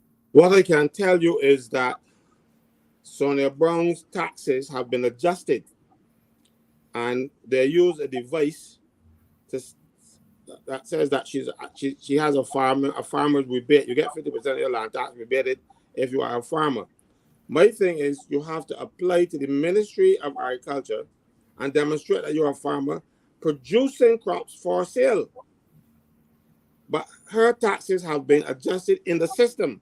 I don't know if she had anything to do with it or not. All I can tell you is that somebody is covering their tracks by now reducing her taxes by 50%. So it will come back down to where it used to be. And a few others got their properties adjusted as well, because we, rather than take action against the officers who have been corrupt and abused in the system, they're trying to cover them up. The officer who had her house, this mansion between two smaller houses, and her house was cheaper than the smaller houses, they're saying, well, hers is in a flood-prone area. Now, if she is in a flood-prone area, her neighbors will be in a flood-prone area. But they're finding excuses rather than dealing with the real issues. So I would like to hear from Sonia Brown if she actually had the gall to go to the Ministry of Agriculture and apply for a farming rebate and get back, and mind you, get back so quick, because you don't get them back so quick. And then when you take that into the thing, because the BRA people, they cannot adjust your tax with a farming rebate unless you get this thing from the Ministry of Agriculture. But if somebody purports to have it and they put it in the system, we wouldn't know. Yeah. Thank you, Caswell. Continue, Heather. Thank you. Heather is muted. Yeah, she's good now. She does now. I also want to look at, as I said, I'm looking at land widely. And in the past, we have had so many instances. Some of them are well known, some are not, of cases where land has been stolen from the correct owners in Barbados. Some of the well-known ones, for example, was a man named Jerry Nurse, and his property, or his family's property, is, I think it's in Oistins or just outside of Oistins. A house, I know exactly where it is, so it's just probably in Scarborough, just above Oistins. And he has been in contention with the government for that property for several years now, quite a few years, and he has never gained possession of it. And I think for his health, he decided to let go of that. We had also had Jackie Stewart, who she and her mother lived in the UK, and their land, their beachfront property, I think it was in St. James. I think so, I'm not absolutely sure, but that was taken away from them. These are the allegations. These are the allegations, yes. No, that is not an allegation. That is a fact. But we are saying that. We're saying that. Facts were that the beneficiary, the executor of that estate, what was Jackie Stewart, the sister or her aunt, whichever, there's a mother and daughter, and the lady who sold it, she was the executor of the parents' estate, and they had some family knowledge, and the executor sold the property. So it isn't, and donated the money to the RSPCA. So it is not what a lot of people think. The executor and the sister of that lady was a very good friend of mine. She was a recluse and she lived alone. We spoke every Sunday, unless it was on the island or telephone company, didn't have my phones working. and she told me everything that she did because of what happened within the family. It isn't what those people come out with this thing and saying, and they cursed me for saying that already on the Barbados Underground. But it was a family dispute, and that land was sold by the executor. The executor should have divided the property, but the executor sold it and gave the money to RSPCA because of a family dispute. All right, then we also had the matter relating to the property of Violet Beckles, and we know Yes. that Alex was the executor of that property as Who? well. As far as I'm aware, Alex Mitchell. Who did you No, say, he wasn't. Alex? No, he wasn't. He is an interloper. The Violet Is an Beckles, interloper? What is an interloper? he got in there and became Violet's agent. But when Violet died, his agency died with her. But what has happened? Violet owns so much property in Barbados, and she did not know the extent of the property. I did a search on it because when I was personal assistant to David Simmons, I was given the guy who was the senator that was blind, I can't remember his name now. He sent her to see me. And when I did the investigation, she had 33 lots in Belgap Cave Hill that were stolen by people who actually were living on the properties and then went to court behind her back and get adverse possession, said they were there for 10 years.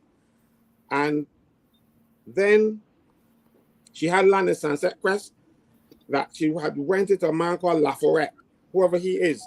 I understand that he's the guy who built the Sunset Crest Resort down there. He rented four parcels of land from her and leased them for 25 years. When the lease ran out, they never reverted to the person who actually owned them. It wasn't Violet at the time, it was Beatrice Evangeline Henry. She willed her property to Violet because she was a madam. She had a brothel and she used to have ready cash. So every time the courts were selling up property, she would go and buy it. She had land in St. Andrew, all over Bridgetown. Those down got Cave Hill, Bush Hall, you name it. She has so much land. And when she died, well before she died, she made a will and left everything for Violet. She gave Sleepy Smith a chair. Well, he wanted a chair that she had. He made the will himself. He was a barrister and not used to making wills. And he didn't do a good job. So he did not identify the specific properties that Violet was supposed to get. But what happened? Before she died, she gave Violet all the title deeds. And Violet took the title deeds and gave them to a lawyer. And the lawyer said he can't find them. That they aren't true. He ain't got them. And one of those lawyers' friends ended up owning one of the houses in Rockley. I was at that house. Alex Mitchell pushed the people out of the house and he moved into it because he was then operating on behalf of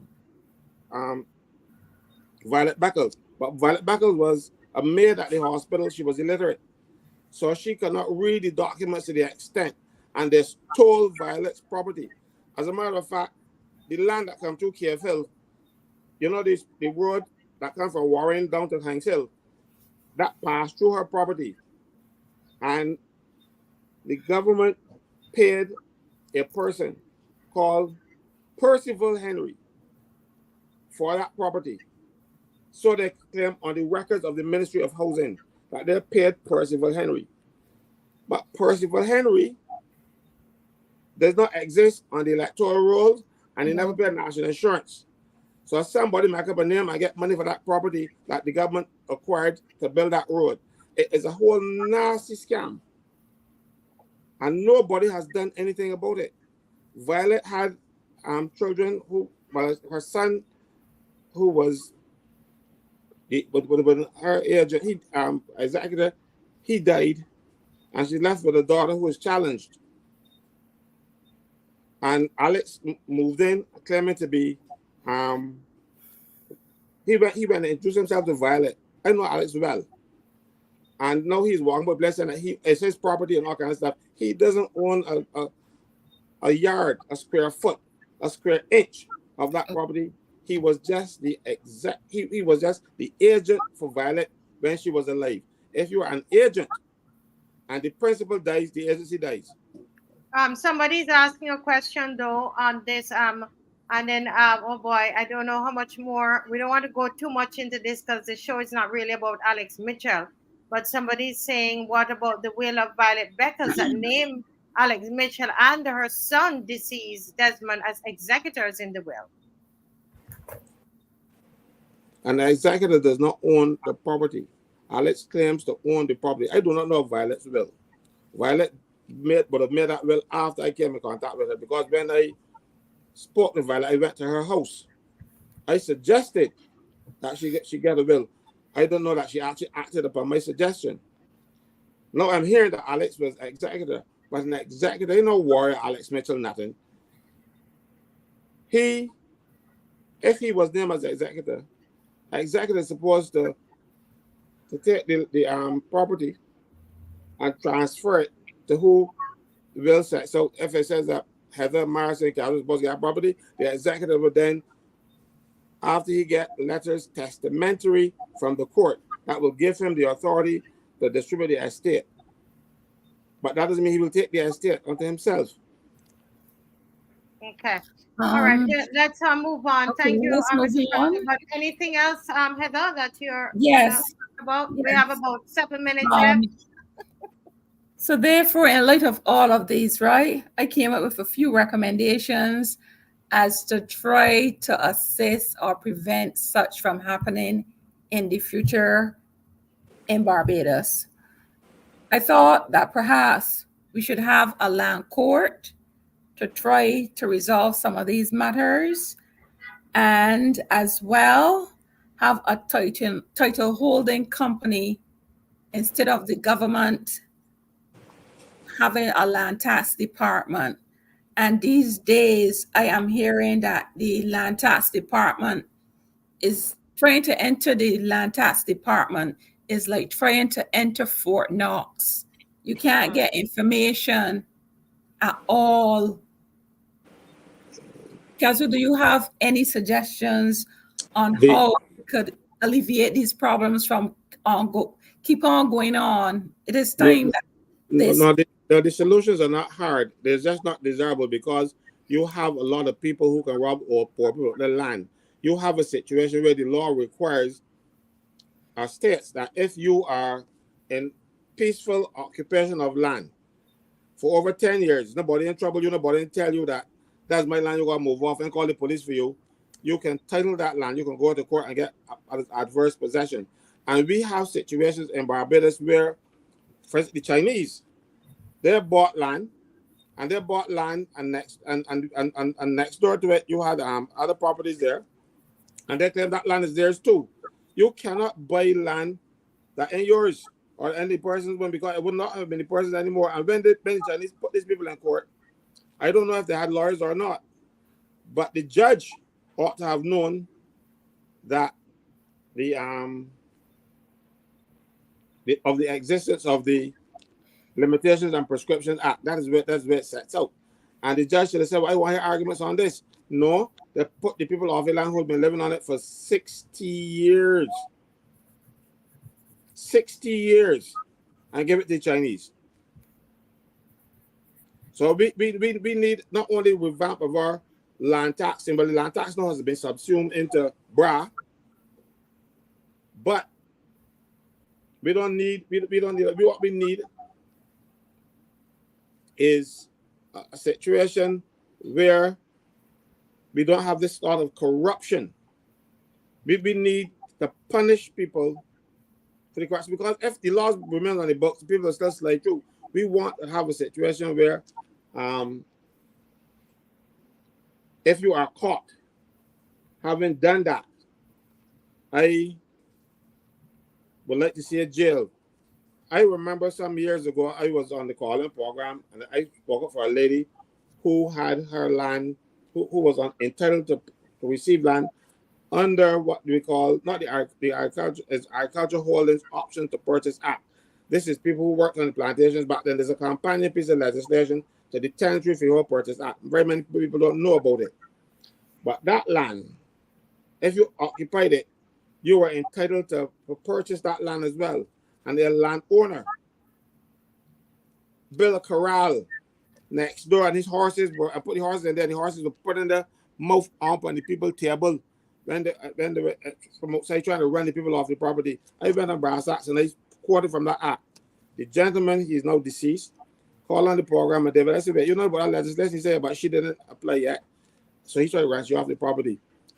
People know what the law states, but go around it, and because they got big bucks, they offer a lot of poor people who can't afford to, because you're gonna get $7,500 to get a lawyer to represent you in court, the high court.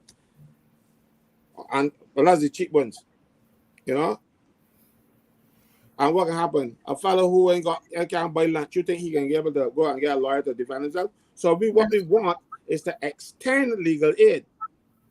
Okay. To people, to almost any category of them, because right now, legal aid has specific areas that you can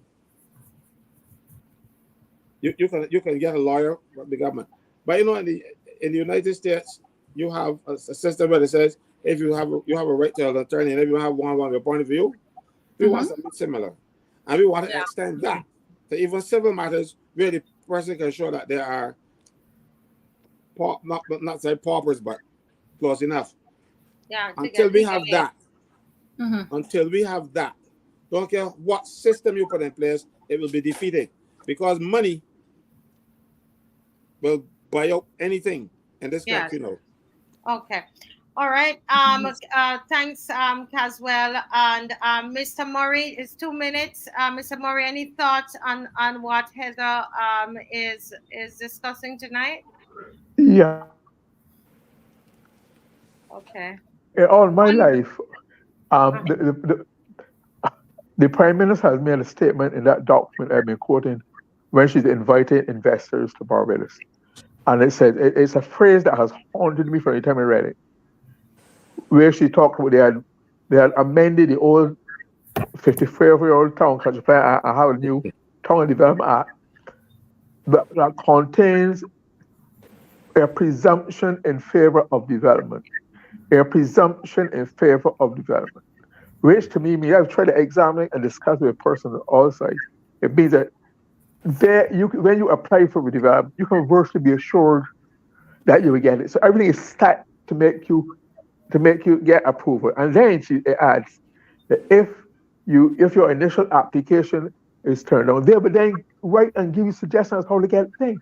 Because the whole thing is everything is presumed in favor of development, because development is the so-called development is the name of the game, and that is what I think that's what you're seeing playing out all over Barbados, because it's the written philosophy, and it's something that I can't get over.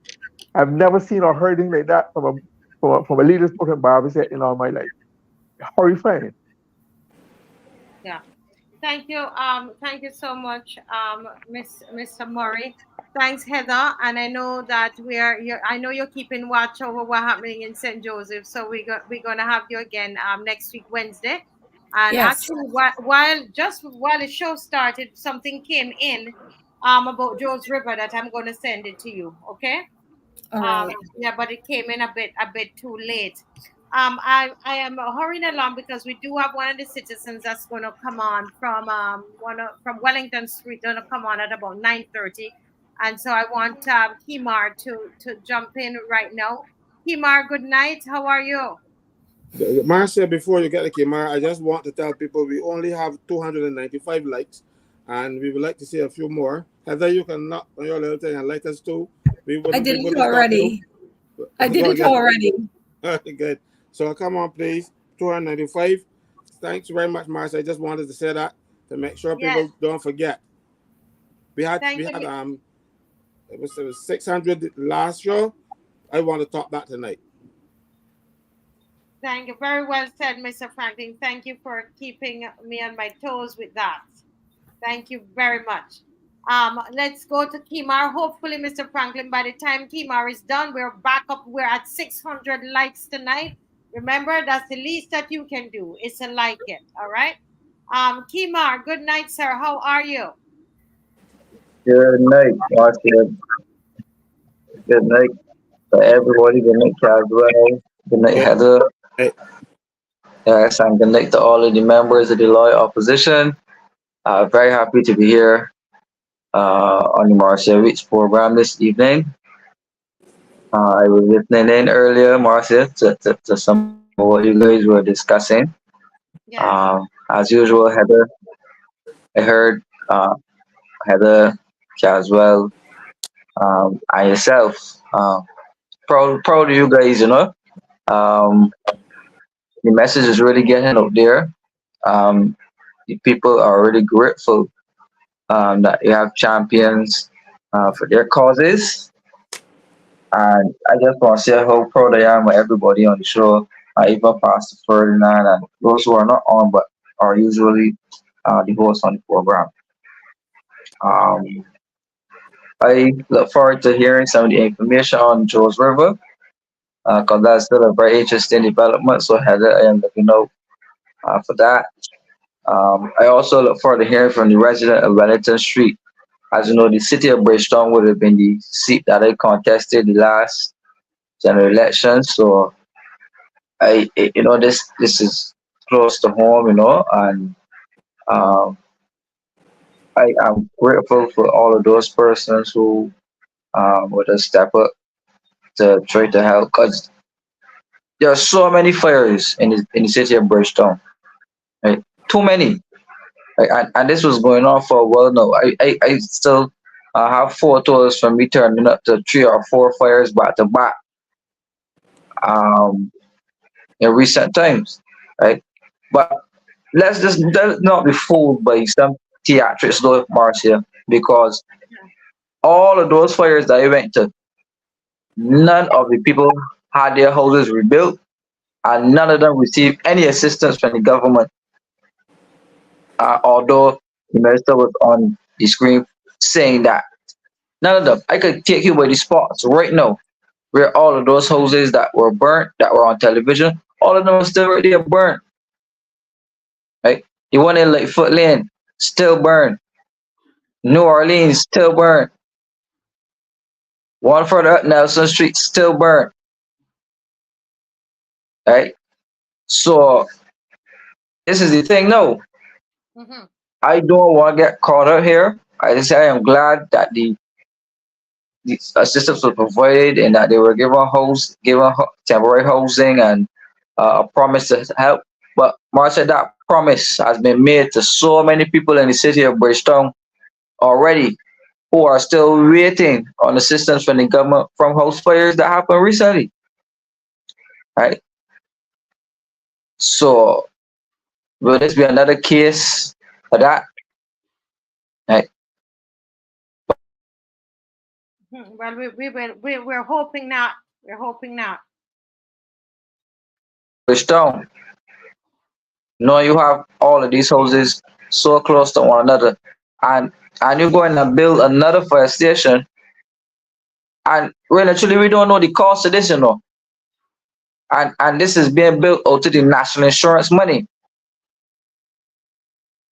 Hey, this is the same national insurance they're claiming to be broke. So I really didn't hear much conversation about how much it's costing to build this brand new fire.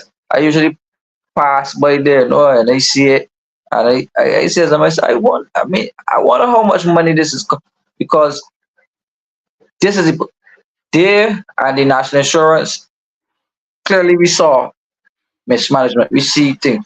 So, is this a project that have cost overruns? Right.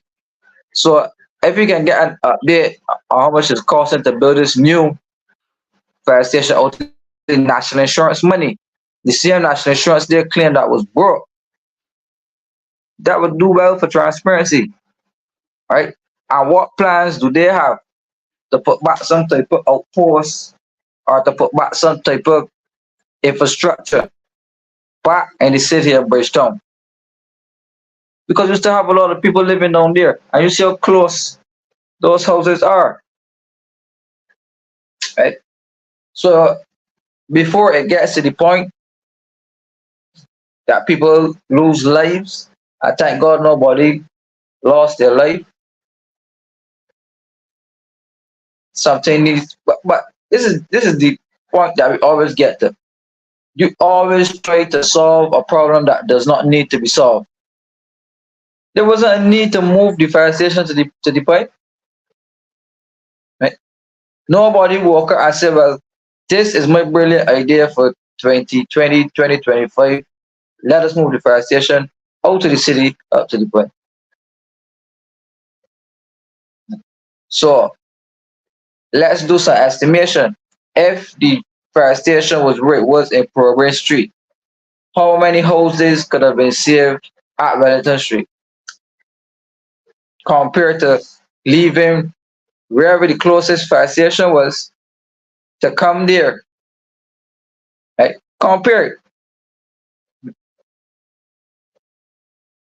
So these things need to be reviewed, and we need to better understand what is happening, because I find that all of these subgroups under the Ministry of Home Affairs seem to be running very problematic. The police, well, not the police is the general, but the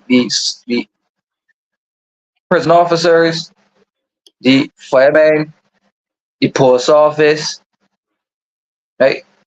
All of these organizations, to me, the perception is that they're running topsy-turvy.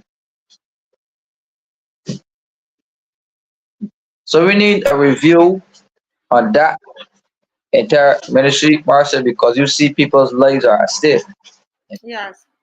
And And who is the minister? Just for the sake of the people, who is the minister? Caswell's Frank. Your house. that gentleman, I tell you. But continue, Kimar. Yes. So we see that the infrastructure in those areas, Marcia, a lot of the houses are dilapidated. Still have a lot of people with pit toilets. Those people are poor, right? Not everybody, people have jobs, and it's still a community. It is a community, but you have poverty widespread through that particular community and further around in the Bela and these areas, right? These areas have always been identified as prime real estate, for investment purposes, right? And when the Hyatt and all of the new hotel infrastructure, remember they're looking on the London Bourne Towers and moving out those people, which are very nearby to Wellington Street, into the Treasury building that they declared to be a sick building. Right. Right? So people are being treated poorly all around. But I wanted to raise an issue, something that I observed for myself. I sent you one or two clips of it to your phone. What was happening at Welch in St. John? Yes. St. John. Okay. Yes. No, the road at Welch in St. John, there's one way in at the top, and this is the main road people use to traverse in and traverse out. And that road is broken down, or it's like a piece of road, but no. When that road becomes blocked, there's a second entrance, and that's what you can see here. And a situation arose where a light and power truck blocked the half road at the top, and the people in this area are forced to traverse up through this road to get home. Right? So this road leads back to Pothouse Road. This is the same road that I spoke about, where they had the two loans and they refused, and they got money, and they, the money's gone, but the road's still not fixed. Right? All of these roads right here were part of the same Chinese Scotland District Rehabilitation Program. Right? But that is not the major point. Let's look at this, Marcia. Imagine children have to walk through here, women have to walk through here, and people hit this road people hit these potholes. They're going past potholes now, right? People hit these, and your car rolls back down the hill.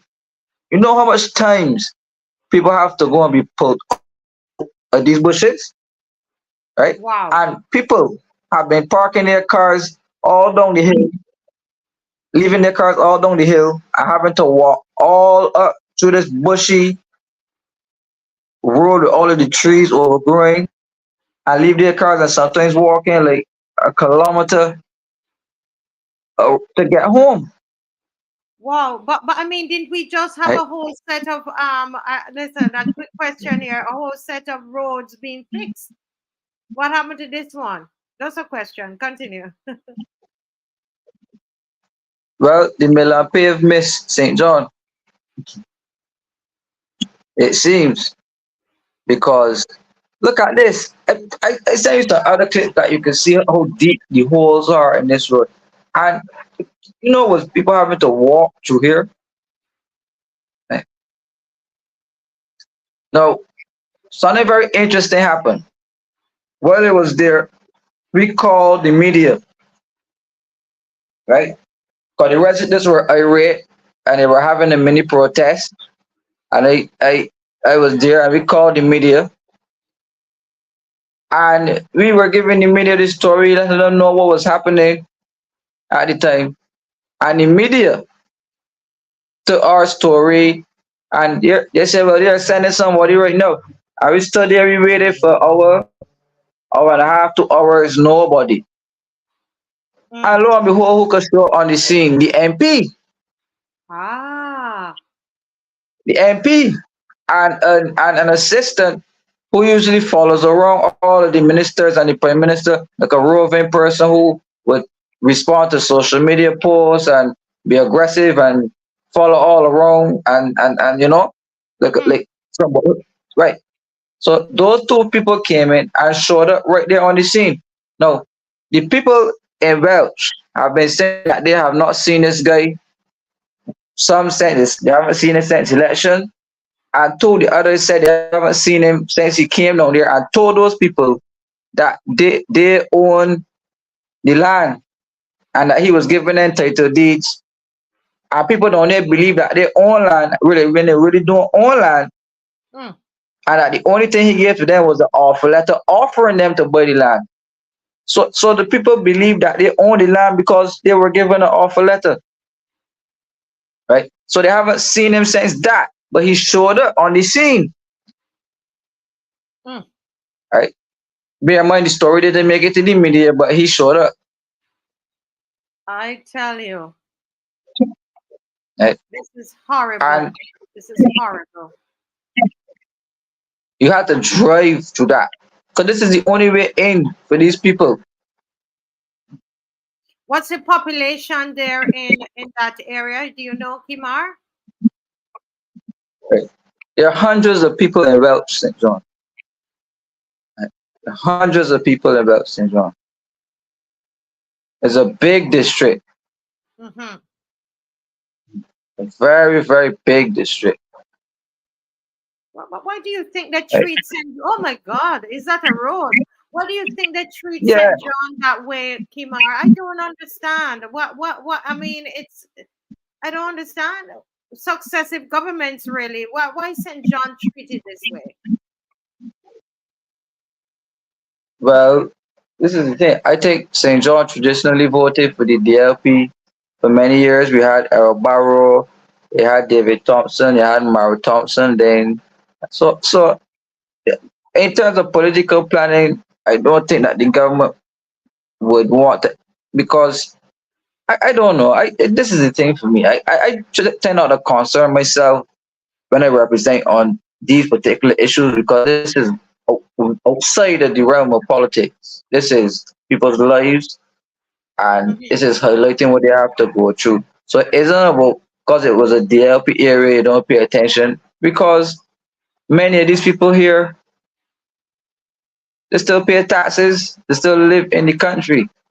And something as basic as this, when you paving Broad Street and Swan Street and all types of streets that don't need repaving or repaving the highway that you paved 2 years ago, when oh God, just not even a backhoe to come and debush the area.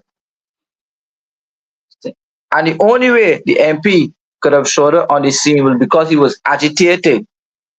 Mm. Because they called the media in front of and the residents were speaking lowly. And they put the phone on speakerphone that he could have heard the residents speaking and protesting. They said they were coming, they never showed up, but he showed up. Mm. Mm. Somebody called So him, you think? Somebody I, called him. I also sent you a video. I want people to see this video with the guy trying to get down this road in his car. Let's see Right? if they can put that up for you. There's And a bear in video. mind, Mhm. Okay, let me make sure that bear in mind, people have to travel this road at night. so we're just double checking for this video which one it is. If you can resend that video, we want to see it. We have it, Kimar, we have it. Go ahead, Dave. People want to know which media host you call. Let's call them out. What's the media host you called that didn't come? Starcom Network. Starcom Network. And Starcom Network didn't come. Actually, well, we have something, Mr. Franklin. I sent you a note I had to send to Mr. Ellis today. So we're gonna, I hope we have time, just a few minutes. We felt that we need to say something publicly about that. But about the same Starcom Network. So Starcom and Starcom didn't come, but the MP was there. Let's see this video now. What's your chats, Dave? What's your chat?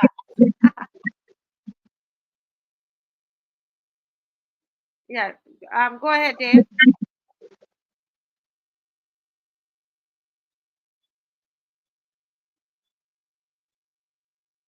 Okay, let's just wait till it's ready. Yeah. Right. Continue speaking, Kimar, till it's ready, please.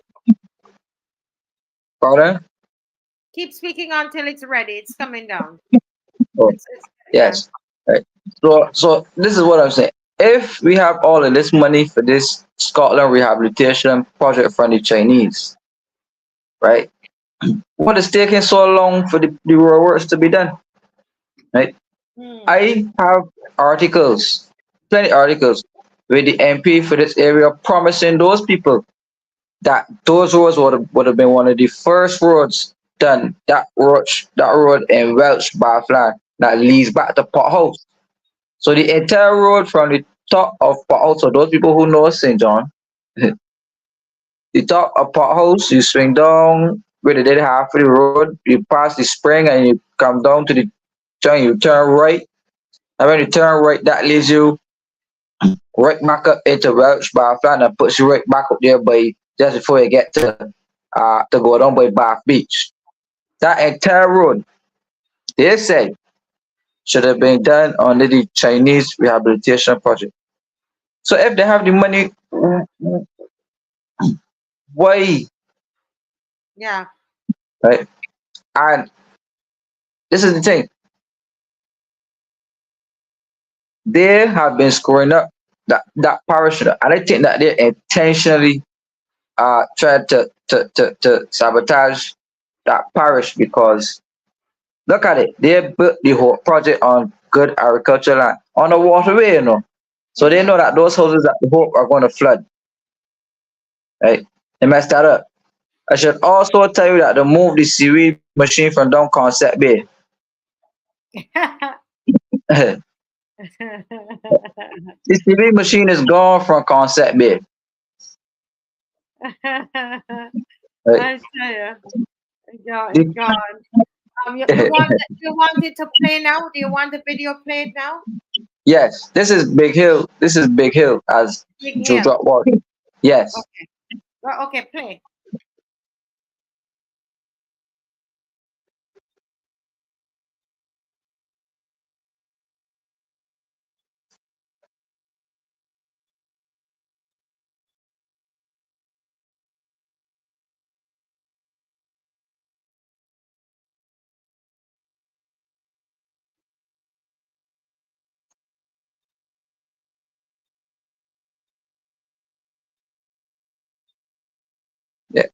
My Suzuki can get on there. My little Suzuki Swift. If I open my Well, truck, I had trouble on your little Suzuki Swift. yes, but imagine having to drive that with your. You know, people have to drive that with their cars in nice Toyotas, Mercedes Benz. It don't matter what you have. You can have a little Alto, a little Mini More. You still have to drive over that, right? And the sad thing is that tourists have to drive through here because when you put on the GPS and you head into, sometimes you head into the spring or you head in to further out St. John, it takes you through there, right? And the residents inform me, right? The residents inform me that many times that you hit potholes on this hill and your vehicle is just roll right back down in the grass and you have to go and pull them up. And tourists have damaged so much tires and rims down there that they have to go and help them to get them out of there, right? Wow. Even people come to that area and stolen cars are hidden in that bushy area. Right. Mm. So as you can see, Marcel, not a street light, no debushing, no nothing. Listen, I look Kimar, at I'm the telling you, the people need representation, and they need to, whoever is representing the people of St. John, you know, in fact, I'm going to call on the people of St. John, Kimar, to come out on Saturday. Come out on Saturday to the march. You know, begin to raise your voices because they're acting like they don't exist. yes. Well, this is the thing. I sat down and I saw, right, how this country is being run. Mm. So instead of highlighting the issues to the people, we are playing political games and allowing politicians who are neglecting their work, because if it was Yeah. the MP, I too would be shamed. I too would be shamed going back down there after that big blunder The with those Kimar, people. And those, yes, Kimar, this is a main road or a track. Because I don't know St. John very well. that is the road. That's the road you have to drive on to get in and out of the route. It's The called main Big Hill, road. right? The road. Listen, people have to come down half of the road and turn around because they can't get down here. You come down, you turn around, and you go back. But there are no houses going further down. The houses are further back up, right? So I told you the top of the road, right, is so small.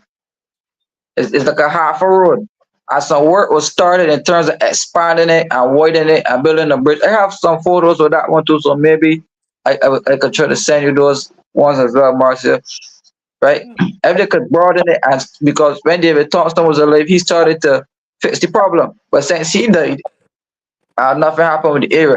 So if that portion is blocked, Caswell, if the garbage truck comes in there, nothing can pass. So if the garbage truck collecting garbage and you gotta get to work, you gotta wait till however long that garbage truck.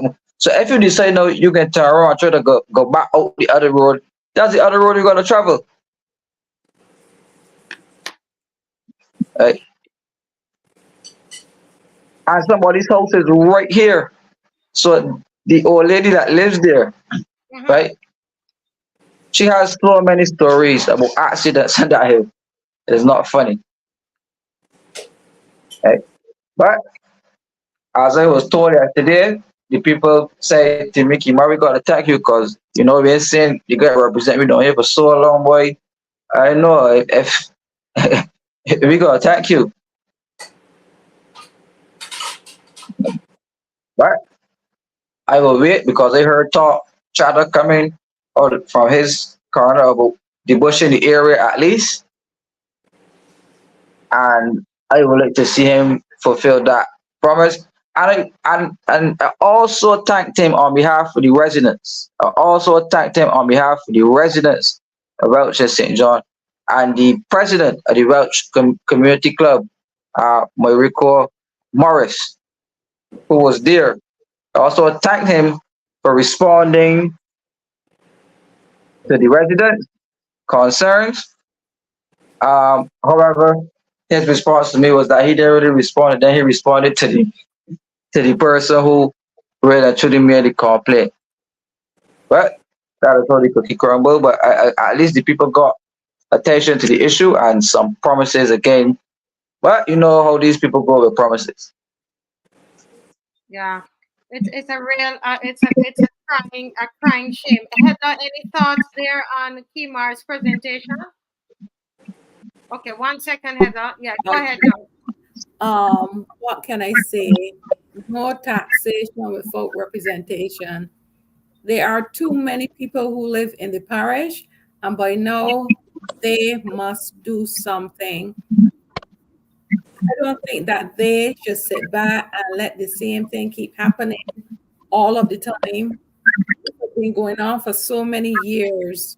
So perhaps they can either come to the march or decide that they are not paying any more taxes, because I am sure that they pay road tax in Barbados, and look at what they have to endure.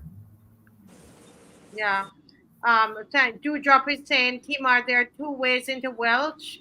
The main entrance is half of a road, and the other road is Big Hill, which is this. So those people are basically trapped in that situation. Mr. Murray, you still there? Any thoughts that you have there?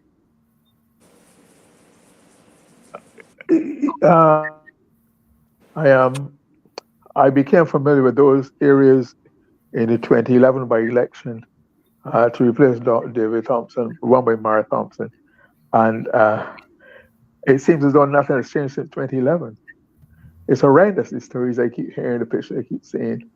And it is a question of poor representation, I think, and the government just going through the motion of pretending, like Caswell said, to care about people in St. John. St. John needs a boost and not just poking around the side. It needs a serious development plan in its own right to care to all the areas. But it has a lot of potential, has a lot to commends it to people and to life, but it needs to be attended to like every other place in Barbados. And no old talk and small talk and fair promises should be settled for by the residents anymore. And but thank God, people like Kimar are keeping the interest up and giving this people some representation and exposure and agitation that has to catch the people's eye in air if it has not done so already. So just keep pressing on, Kimar, keep pressing on, people of St. John, for your own personal betterment. You are people too, like the rest of Barbados. Yes. Yes. Mr. Franklyn, any thoughts on that? We're waiting on the resident from Wellington Street to join us. I hope he's not having any difficulty, but go ahead, Mr. Franklyn. So far, 359 likes. But how I just want to keep you updated. But I sat and I watched that road. I don't believe, I thought it was a cart road, you know, like one of the plantations to get from one part of the plantation next you have cart roads. That ain't even a good cart road. Because I remember when I was a little boy, we used to ride my father's bicycle down 240. I can ride a bicycle down there, break my neck. You know, it seems as though the people in St. John are not a priority for anybody. And when you have a minister who is your parliamentary representative and you can't get things done, something is awfully wrong. Because you're in cabinet with the people who respond to fixing the roads, tell them to fix one from there, you know, because they're. But you will hear MPs then get up and say, oh, I hear speak on behalf of my constituents.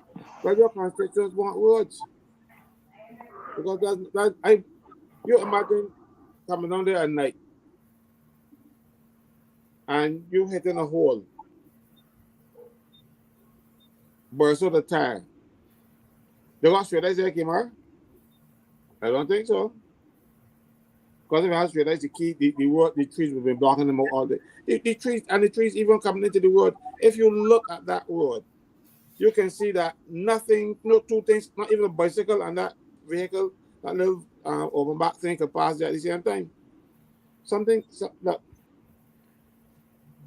but look, they are just pretending to care about people, and it seems to be this administration thing.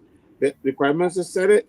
I see Sandy nodding, agreeing with the Prime Minister. That is just pretending to care about people. No, they will come out and speak and say, "Oh, we have it on our plan." Well, Kimar, keep doing things that will put it on their plan, because that's the only way they will get things done. Yeah. We're at 3. Okay. Yeah, can I just say? Can I just remind you that the current MP was once minister in the Ministry of Transport and Work, and that seemed not to have any impact.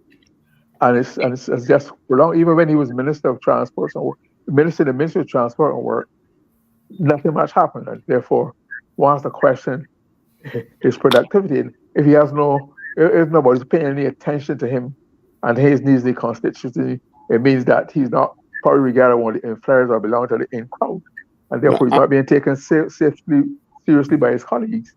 Glyne, I can support you on that, because as you see, he was a youth commissioner, right, and that is a junior post in the public service. He has left the public service and got involved in elective politics. He does not get the respect from the officers in the ministries, some of whom that he was junior to. A lot of them that he was junior to, they didn't pay any mind. And like for instance, there was a situation with him giving the permanent secretary some instructions, and the permanent secretary in front of the other members of staff said, "No, you don't tell the minister no in front of the staff. If you got a problem with the minister, the PS, you say, well, minister, I don't have word with you when we think me to finish, and you tell the minister, but that don't make sense. But you don't blatantly disrespect the permanent the minister." But he is a minister with a difference. He's a minister that was just recently a junior civil servant. So he is not getting the acknowledgement from the people in the ministry. I've met him, and I seem to be a reasonable guy. But I don't care how reasonable he is, he's not being respected, not even respected in cabinet. Because when that permanent secretary, as a matter of fact, the permanent secretary walked out of a meeting, it was some presentation where the president, you get me left. You don't leave before the president. Nothing happened to that PS. What it did, he complained for him, and they sent it to another ministry. That he should have been disciplined. Because Charles Griffith left the public service. He had the courage to go and run to try to represent the people. And he had a good gimmick, because he was youth commissioner, he was assigned to that area, so he was able to bring programs and things to those people, the young people especially. And as a result, he became very popular, but he tried to translate that popularity into representation at a higher level. And he's not getting the support from his colleagues in cabinet, and he's not getting the support from senior public officers who were his superior officers. That's where his problem comes. And the Prime Minister is the only body can put her foot down and demand. But no, you transfer the fellow somewhere else, and because only Prime Minister can transfer from the secretaries, So when a man should have been disciplined, you get transferred, and he spoke your best community that the minister. Because you look at the minister and tell you the face, no, I'm not doing that. A lot of people are jacked. A lot of people are angry that he has become their minister. They want lawyers and doctors and frauds and all kind of stuff to be ministers. They're happy with people who can bamboozle them. But he is not respected, and he will not be respected unless he put his foot down and tell him, "Look, I got Johnny Ralph." Yeah. Well, Kimar, thank you so much for bringing. This is such a important show tonight. We started off. We talked about the Wellington Street residents, which those residents, I'm sure, would not that we would not treat the people in Millennial Heights and the people in all these different heights Fort George, Royal Westmoreland, and or wherever, the way, you know, I mean, when you see how these how the houses are, how close they are, etc. And I believe that if something had happened in any of these heights, you know, it would not have been the same way, not have been dealt with the same way. And so you know, this is, it's a similar thing with St. John. We have all of this road paving happening, and look at this, the people are trapped, they're in and out, you know, they have to get out their cars, and you know, so we're treating one set of people one way and another set another way. But we have we have a resident in Mr. John Griffith is in the program with us, and I know he's not able to put on his camera, but let me just welcome Mr. Griffith. Welcome. Thank you. Yes, sir. Yes, sir. Yes, sir. This welcome to the Marcia Week Show. I met you right there in Wellington Street, and it Yeah. was I know we it was a heated discussion we were having there, and you were very passionate. And I want to tell the people, I told them before about you and the other young men in the area, that you were really the first responders to the fire there on Wellington Street, and you worked as heroes, really, as you are, in helping the firemen, and in trying to get that fire under control. Welcome to the Marcia Week Show once again, and thank you for your service to the people there in Wellington Street, who are now displaced. Can you tell us, sir, what was your experience like? Where were you when the fire started? To be honest, I was actually in my bed, and my son told me that there's a fire outside. Mm-hmm. So I rush up quick, put on the pants and a shirt, look outside the side door. In front of me, look up in the air. I saw a lot of like flames, flying all over. Mm-hmm. And I say, well, this just up the gap. So I just walk up the gap and quick. So this house was actually, it was burning, but not like the way, it wasn't that much a fire as yet. It was Mm-hmm. burning, and I hear everybody, I see people start running with chairs and stuff trying to get things out the house. And everybody was helping, and even a guy once ran with a hose, but he said that the hose, they had no pipe cock to put the hose on, so they could have helped. Then my next door neighbor, she came out and she started to cry because she was so passionate. She called the fire station again. Someone did call before, but she called again. Then when she get through, she was telling them that houses down here burning and they're taking long. Mm-hmm. Then after the fire truck come, first one came, stopped right on the corner where the house was actually burning. And usually when a fire truck come to a fire, from my experience, I knew that they just actually use the water from the truck. Which truck's supposed to have water to use? But apparently the truck they had no water, Mm. and the guys didn't even prepare. They actually had to get dressed on the spot. So Okay. all our time that we're wasting, Oh, then so they had they came there not dressed to fight the fire. nope. We actually stand and watch them jump into suits and helmets and all kind of thing before they even do anything. And then the first thing they went for was a fire hydrant. And I was like, why the hydrant? I figured that the hydrant would have come after the water from the truck probably started to go low, and they wanted to either refill or use the hydrant now to hook up a hose and help out the fire. But I thank them for the help. But I think the response and the way that they went about it was quite poor from my experience watching fires. Mm-hmm. Mm-hmm. And what you were also saying that when they actually that you guys, the men there, had to help them to open the hydrant.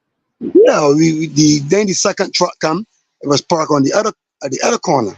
Mm-hmm. There we had to actually, some guys had to actually help them hook up and try to get it turned on. You know, and I don't know if it was giving trouble or just probably pressure from them end that they couldn't get they couldn't get it hooked up and ready to start out in the fire. But oh, he had a lot of fire before. Where I living right now had a fire right here, which an old lady actually died on this spot. Mm-hmm. You understand? And me and my brothers and them were actually trying to save this lady. Yeah. Cause I didn't know care one from where I thought our house was burning. That's the truth, because it's smoke coming through our house. So my first instinct was to go straight, get the hose, and start to wet down the house. And that's how he actually saved my grandmother's house from burning at that time. But Miss Prayers, we couldn't get to her. We couldn't get to her. The fire truck came and they used the water from their truck before they even think about using a hydrant.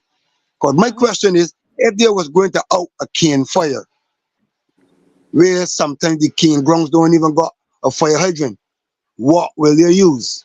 Not water from the truck. Interesting. So you're saying it was for you. It was quite unusual and Quite unprofessional. unprofessional. You thought. So when they Unprofessional. came on the spot, you guys were saying that there was only one and a half, one house and Yeah, another one. yeah. Actually, yeah. Because the house right at the corner, if they'd respond better, they could have saved the house. Mm-hmm. They could have saved it. Then when they actually start to put the water on the houses, I swear blind that they was spraying diesel. The more water, I see more flames than anything else in my life. This is one of the worst experience I ever had. Seeing a fire in my neighborhood. Tell me, it was terrible. And then I can't believe that he get on the radio and say that and say that we lying. You know, Okay, why should we lie? who went on the radio? Who are you referring to? They were talking to the chief officer from the Okay. from the The fire fire department, chief? you know. Yeah, I would like to meet him in person to have a quiet word. You know, I knew some of the guys that work on the fire truck that we was helping, and you understand. But I think the response was poor. You know, for so much houses to get damaged, and then when you could move a fire station that was just actually 2 minutes or 3 minutes away from the neighborhood, you know, to put a park. I know you want to keep the country looking beautiful and what's not, but you got to think about the safety of people when these things happen. And because you So, feel most of the residents were very upset with seeing that the the fire the station was response, yeah, not just around the corner. it was right there.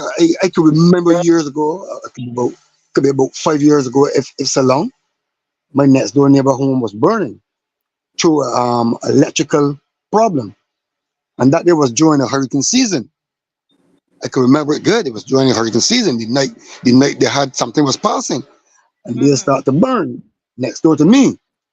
And I put on a raincoat, get on my bike, and rode to the fire station, and bring the truck. I ain't leave till the truck come out, and bring them right here to deal with the fire. Because at this time you can't put water on it because it was electric. That you understand? So then them had a call Light and Power to cut off all electricity before they could deal with it. You understand? Yeah. Somebody's Right? asking if any water was used from the first truck that None. came there. Huh? Water could only get used if they had water. They didn't have none. Oh, So you're saying the Sorry, first truck that came, no water was ever used from that truck? not a drop up to Wow. now. Oh Lord. So, That is so I mean, crazy. we got people that live opposite the fire, houses on the other side that was looking through the window and seeing everything. And 1,000 Frenchmen can't be wrong saying the same thing. We can lie on the fire service. We love the fire service, but they are here to protect. You understand? So why should we lie? You only speak what we saw. You know, but if you do a whole day and you don't put water in the truck and prepare yourself for any emergency at any time, I think it was a lack of judgment, or I don't know what it's do over there, but it was very poor. If you know you're going home, you care actually on E. You can put it down on E to get up in the morning to drive it to work. You go fill it with gas before you're going, or you ain't getting to work the next day. Because on E, Yeah, yeah. they in there the whole day. All they had to do is fill the truck and prepare themselves for any calls. Mm. They come back, they respond back. When you respond without water, then you're wasting time. You don't do nothing much then. Wow, wow, wow, wow. Because I mean the young men there, they were very angry because they said Yeah, they it's heard angry the report on the radio, and on the they radio. knew that it was And what not. pissed, yeah, Go ahead, and go what ahead, pissed me John. off is Go ahead, that this John. guy that was out there, yeah, and what really get me angry, there's a guy that he said that he is a fireman or was a fireman, saying that a fire truck can't leave the station without water. I tell you, don't say it can't, because this one did. He should have said it shouldn't, because it did happen. It leave without water. But this is Barbados, you know, and this is just the ghetto. You understand? This is just the ghetto. So anything happens in the ghetto, anything can happen. Nobody don't really care. You Yeah. know, as far as them concerned, every street out here for anybody is Nelson Street. When they tell them I live in Spruce Street, oh, you mean Nelson Street? So Nelson Street is a bad thing for everybody in the country. For most people, from Nelson Street, so get you gotta take where you get. That's how I see it. Yes, You that's the understand? And then they feeling. can come and That's tell the that feeling. Yeah. yeah. And what upset me that he can say that we lying. That we lying. Why should we lie over this? People lose their homes. Why should we lie? People are homeless today. You feel that when you put people in a hotel for 3 days or 2 days, that could cut it. That can't cut it. Because they still got to look for homes, still got to look for food, still got to look for clothing. Children still got to go to school. They lose everything.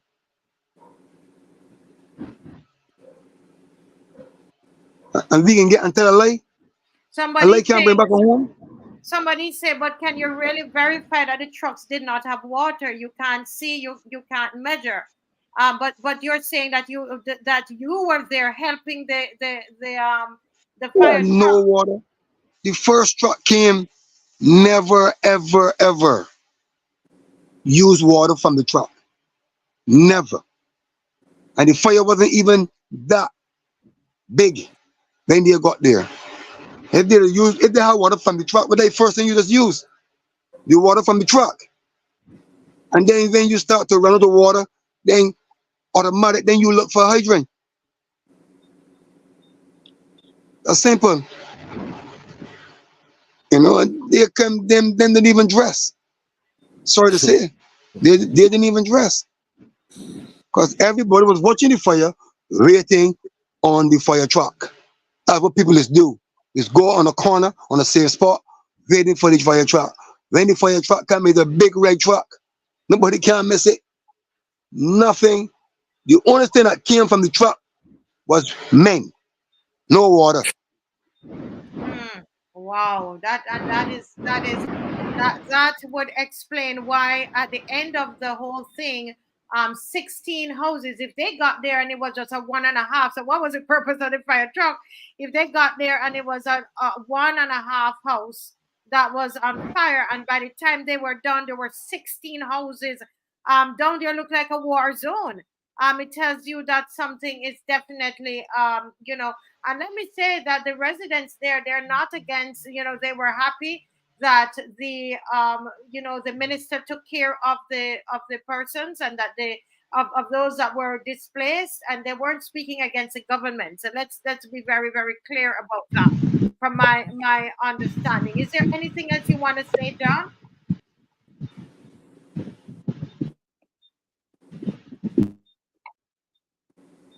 John, is there anything else you want to say? Not hearing him. Marcia. Hello? Yes. Oh, let I'm him here. go on. Let Yes. him Go ahead, go on. John. Go ahead, John. I Can couldn't you hear hear you. us? Just Is there anything else you want to say? Okay, he's having some difficulties there. Go ahead, Caswell. wait. Let him I can hear continue. you. I can hear you now. Okay, yes, go ahead. Is there Yeah. So anything else you want what I to was say? saying is that what I was saying is that for 16 houses to get burned and 6 actually, I mean, done. You know, something had to be wrong. Fire in the neighborhood, we always help. Always help. Emergencies, we always help. Even when it comes to go cleaning drains, we just help. Hurricane season, we just help. We just try to help one another in the neighborhood. Wow, this is really very sad. So it's not it's not good. It's not good at all. And It's very I sad. don't like the idea that he getting say that we couldn't speak from what we saw. Yeah, it's very sad. You know, and Yeah, it's then very but sad. you know, at the end of the day, some people is gonna cover the behind. It's gonna cover the behind. So that's just how life goes sometimes. But I will hope from now on going forward that they will do better the next time. It happen anywhere. Be prepared. They always tell you be prepared for hurricane season, right? Yes. Firemen should always be prepared. 'Cause a fire can happen at any time. A fire can happen at any time. So they should always be prepared. Because my question is, if they were going to out a bush fire or a cane fire, where most of the campgrounds is be way down the back through a car road. Which part you don't even have a pipe, far as a hydrant. What will they use? Not water from the truck. The truck don't have water.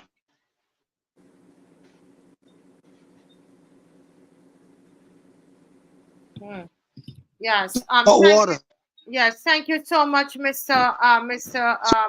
That's my Griffith. Yeah. question. To save the asses. Yes, But people yes. don't like the truth. That's the problem in this country.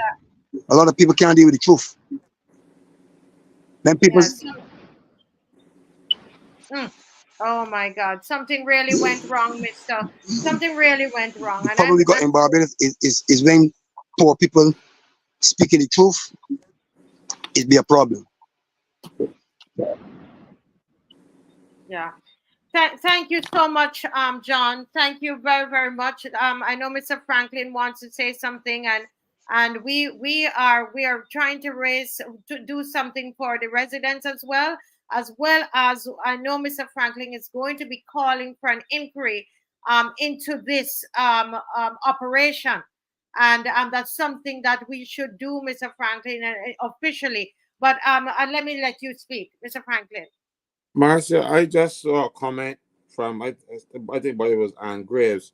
She said her hubby is a fireman, and he said that trucks don't leave the station without water.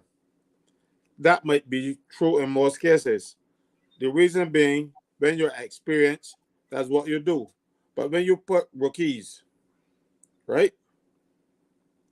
When you put rookies who are not experienced, who don't know the system yet, and put them to man the station without a senior officer, without an NCO, because you want to bring these fellas up through and be able to say on their CV that they were responsible for the station and they're responsible for this thing, you try to make them, and this is what you do, you try to push these young men because you identify them and you want to have a different profile of the fire service. So you decide that you're going to take experience, try to get rid of the experienced people and put them and they make mistakes. Because something like this is routine. When you go to a fire and you lose the water, before you get back to the station, you hook up the hydrant and fill up the truck. That's what they used to do before, my certain knowledge. Now, however, you got young people who ain't know what's going on, and most likely they're down the harbor, and the harbor got their water for the cruise ships.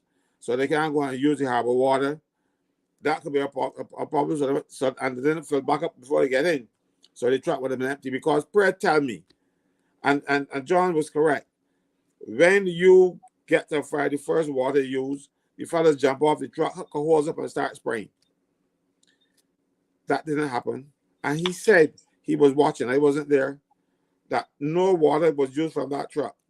Meaning either the truck wasn't working properly, the mechanism for pumping it out wasn't there, or there was no water. Yeah. And I tend to believe that there was no water. And everybody in the community that were even you know, the young guys, they're very upset because they saw it. They were on right there and they saw it, and that's their account, and you can't take that from them because they, as he said, they're poor people. You know, they're speaking the truth, and so you want to silence them. But if this was in the Heights and the Terrace, what would we be doing now if those persons who live there, if this man was of a different hue, if this was a white community and they were telling us that because I'm not afraid to say it, and they were telling us that this thing happened, would it be that we would say that, oh, they don't know what they're talking about? That's the big question. Or look, they're, you know, yeah, go ahead, Mr. Franklyn. Adrian just asked if the truck had water, why wasn't it used? That's a very good question, because the fire service managers, they are in cover your tail mode. So they come out and without investigating the situation, because they weren't there, they're at home. And you put junior people hoping that nothing happens. But something happened. And 45 people are homeless as a result of incompetence, negligence, and mismanagement.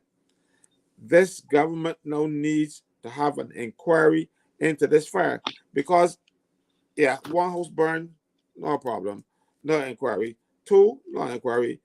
But 16, there must be an inquiry. You can't get away from it.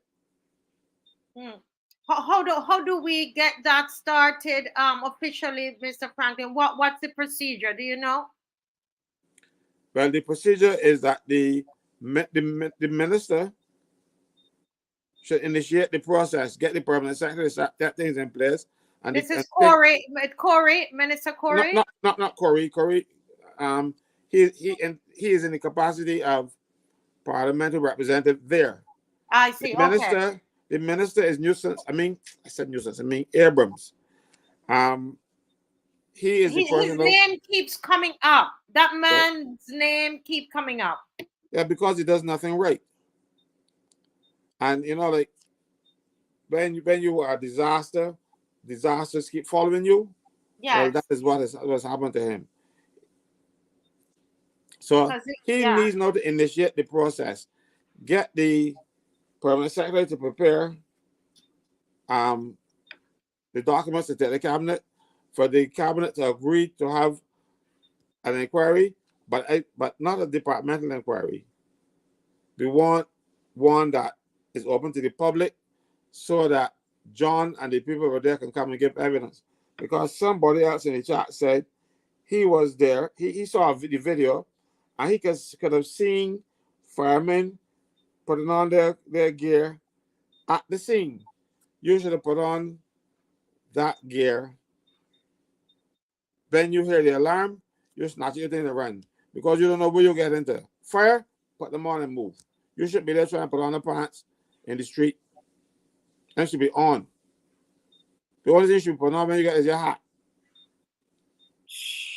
This is very serious, and you know, we need not dismiss so many eyewitnesses, so many, and we as a show, Mr. Franklyn, must continue to push for this so that their stories are told and they're not told that they're liars.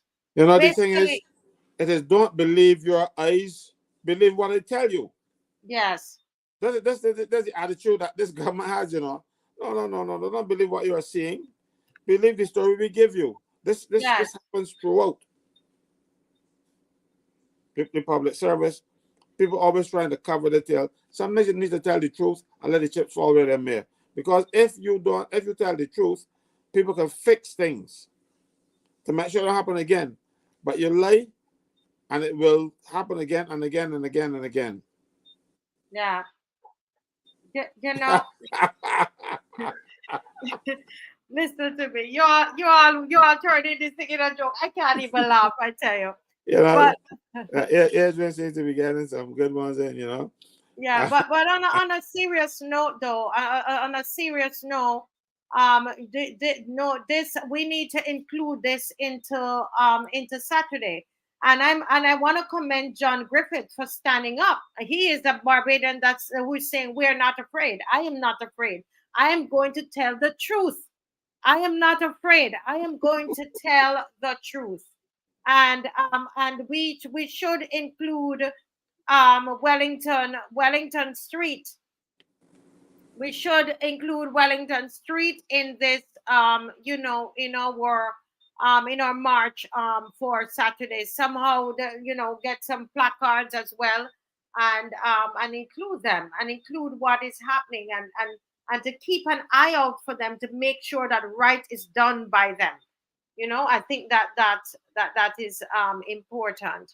Well, let me thank John Griffith for sticking his neck out and coming out and speaking out. He didn't have to do it tonight. And we, as I said, we want to keep this issue right before us. Let me see who else is on. Heather, any thoughts on what you heard tonight here before we go? Final thoughts?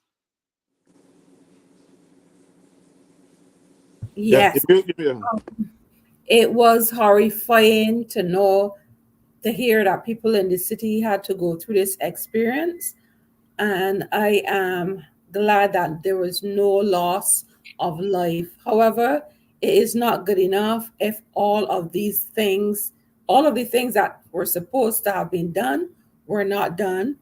Because what it did, it set up these people. Some of them could have died.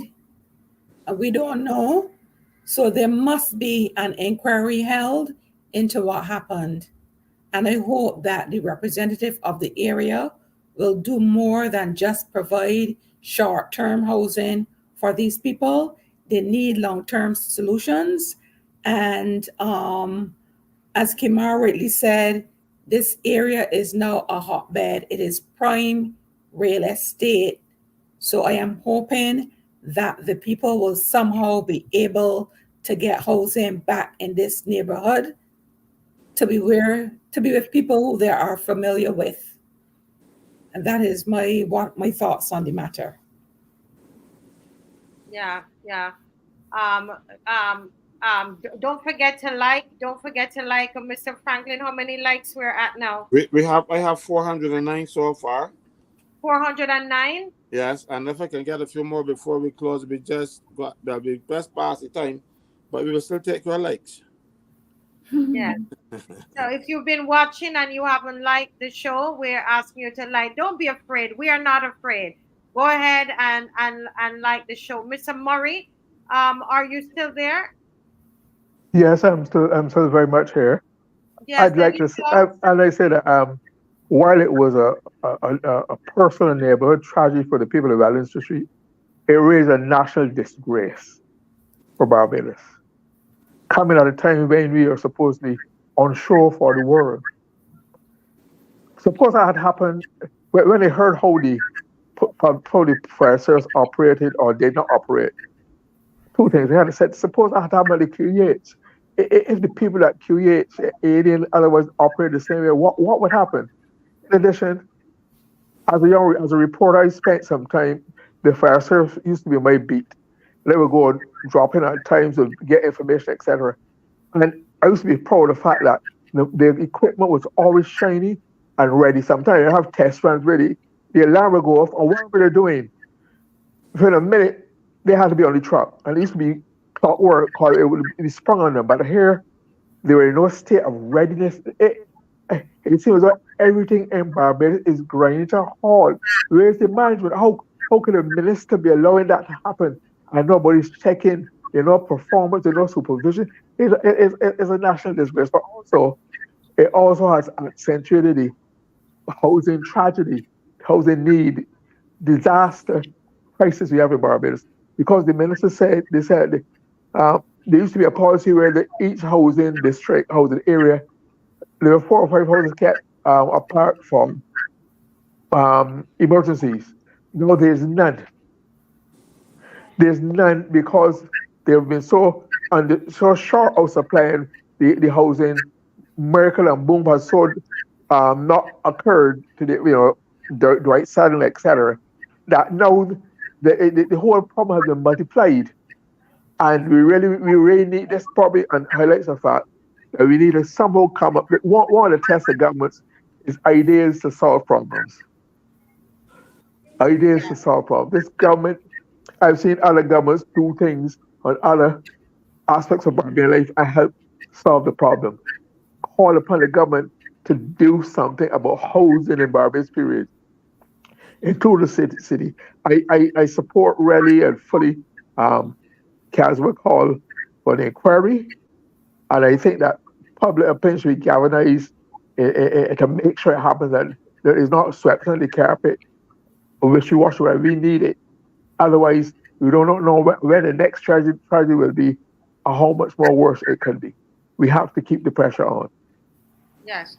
Thank you so much, Mr. Moore. Before Caswell responds about that, I want to just once again remind persons about the individuals about the march on Saturday, May 11th, and we are going to include this tragedy that has occurred, not just in speaking about it on the road, but we are going to be collecting, uh, you know, in kind, no funds, no money, because that's the charities that we're collecting to give to. They're not asking for money. So I don't want any confusion with that. We're just going to collect what, what they're asking for. All right. Which is, they want Pampers, they want food, they want clothes. And please don't bring anything that you would not wear. Okay. That let make sure everything is in good condition. All right. They need shoes. um, um, think about not having anything at all. They need school bag, because the children, they've got the uniforms already, but they need school bags and shoes and just regular, just clothes. Think about yourself and what you would need. All right. And you can bring it on the morning. We're going to we can put some in the back of the van that's going to be traveling with us. And then what we're also doing, we're also collecting in Independence Square. We'll have the barrels there in Independence Square, so you can put the stuff in the barrels, and then we will take them to the Anglican Church, or we will get them to the other charity that is. Thank you, Dave. On the screen, you will see. We will see the what is needed. Okay, everything that's needed. We're going to be able to get these to everybody. This is all of us. We all are hurting from this, and for something that never had to happen. Mr. Franklyn, can you give us the final word before we go? Yes, thanks, Marcia. And all I can say to the people in this country, we have to take this country back. We cannot allow the country to be run by an incompetent government, employing incompetent people and paying them huge sums. I told you earlier now that they got back their contracts and give them 20% of their salary for from 2020. Wow. Hefty sum when you have people back in $16,000 and $15,000, and then you get a 20%. We should go into that a little bit more on Right? Friday. Yeah, and people, when I mentioned it, I got a lot of WhatsApp messages and a couple of them in the chat asking me to speak to it. I can't do it tonight because we will have another half an hour. Yeah, we will do it Friday. But what I can say is that Barbadians, if you are not already awake, you need to get up. You need to get up with your slumber and realize that you've made mistakes. Nobody's going to blame you for it. You had a right to vote how you did. That was your choice. But no, if you made a mistake, be man enough or woman enough to acknowledge that you made a mistake and do something about it.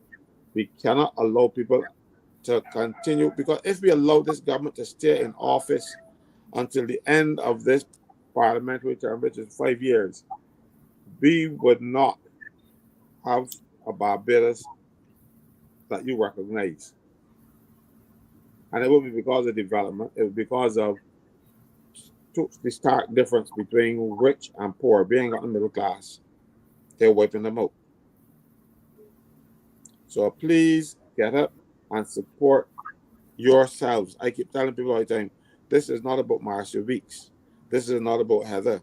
This is not about Caswell. This is not about Freddie or Glyne Murray. This is about Barbados. We might be speaking now.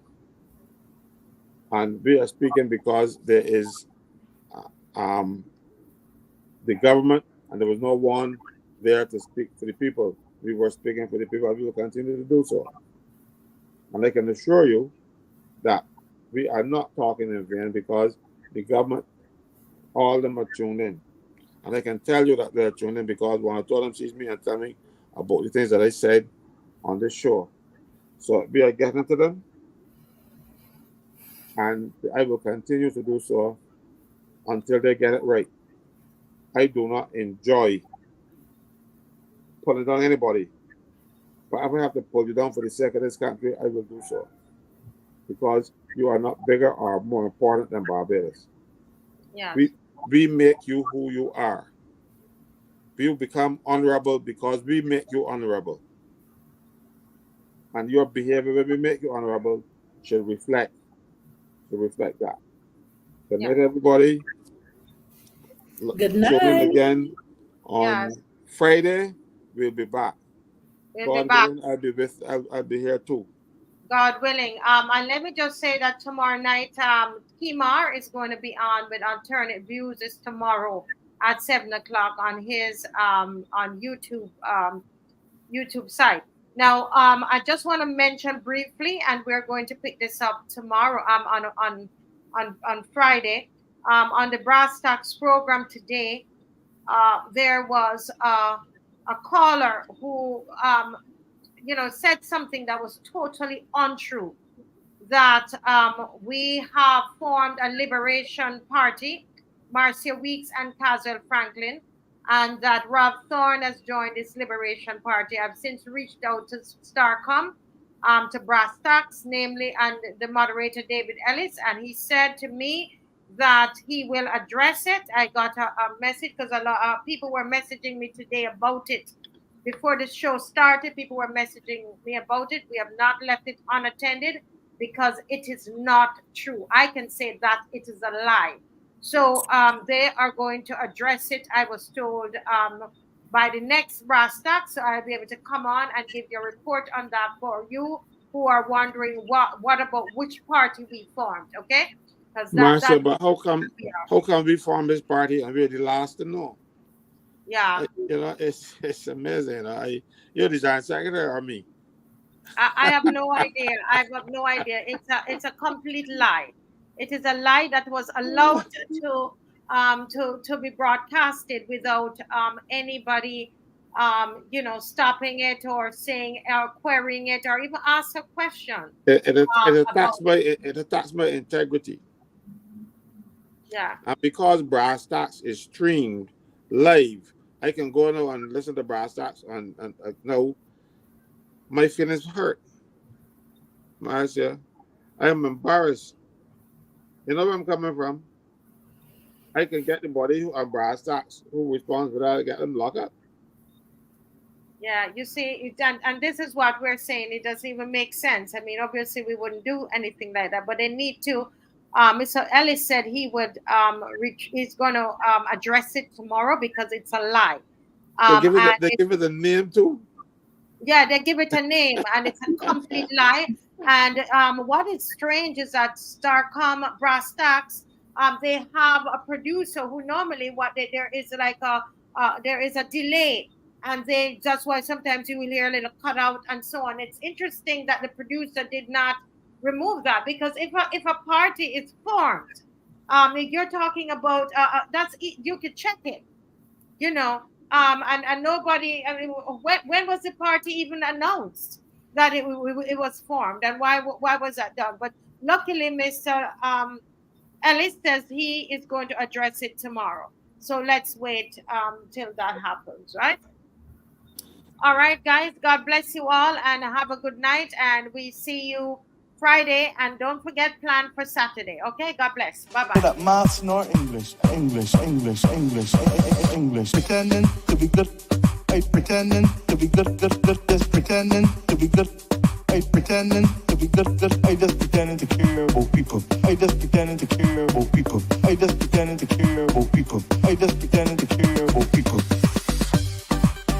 Pretending, and I'm pretending to be good at maths nor English. I just pretending to care about people. And I'm pretending to be good at maths nor English. I just pretending to care about people. I'm pretending to be good. And I'm pretending to be good at maths nor English. I just pretending to care about people. And I'm pretending to be good at maths nor English. I just pretending to care about people. Good night, Barbados. Good night. Good night, Marcia.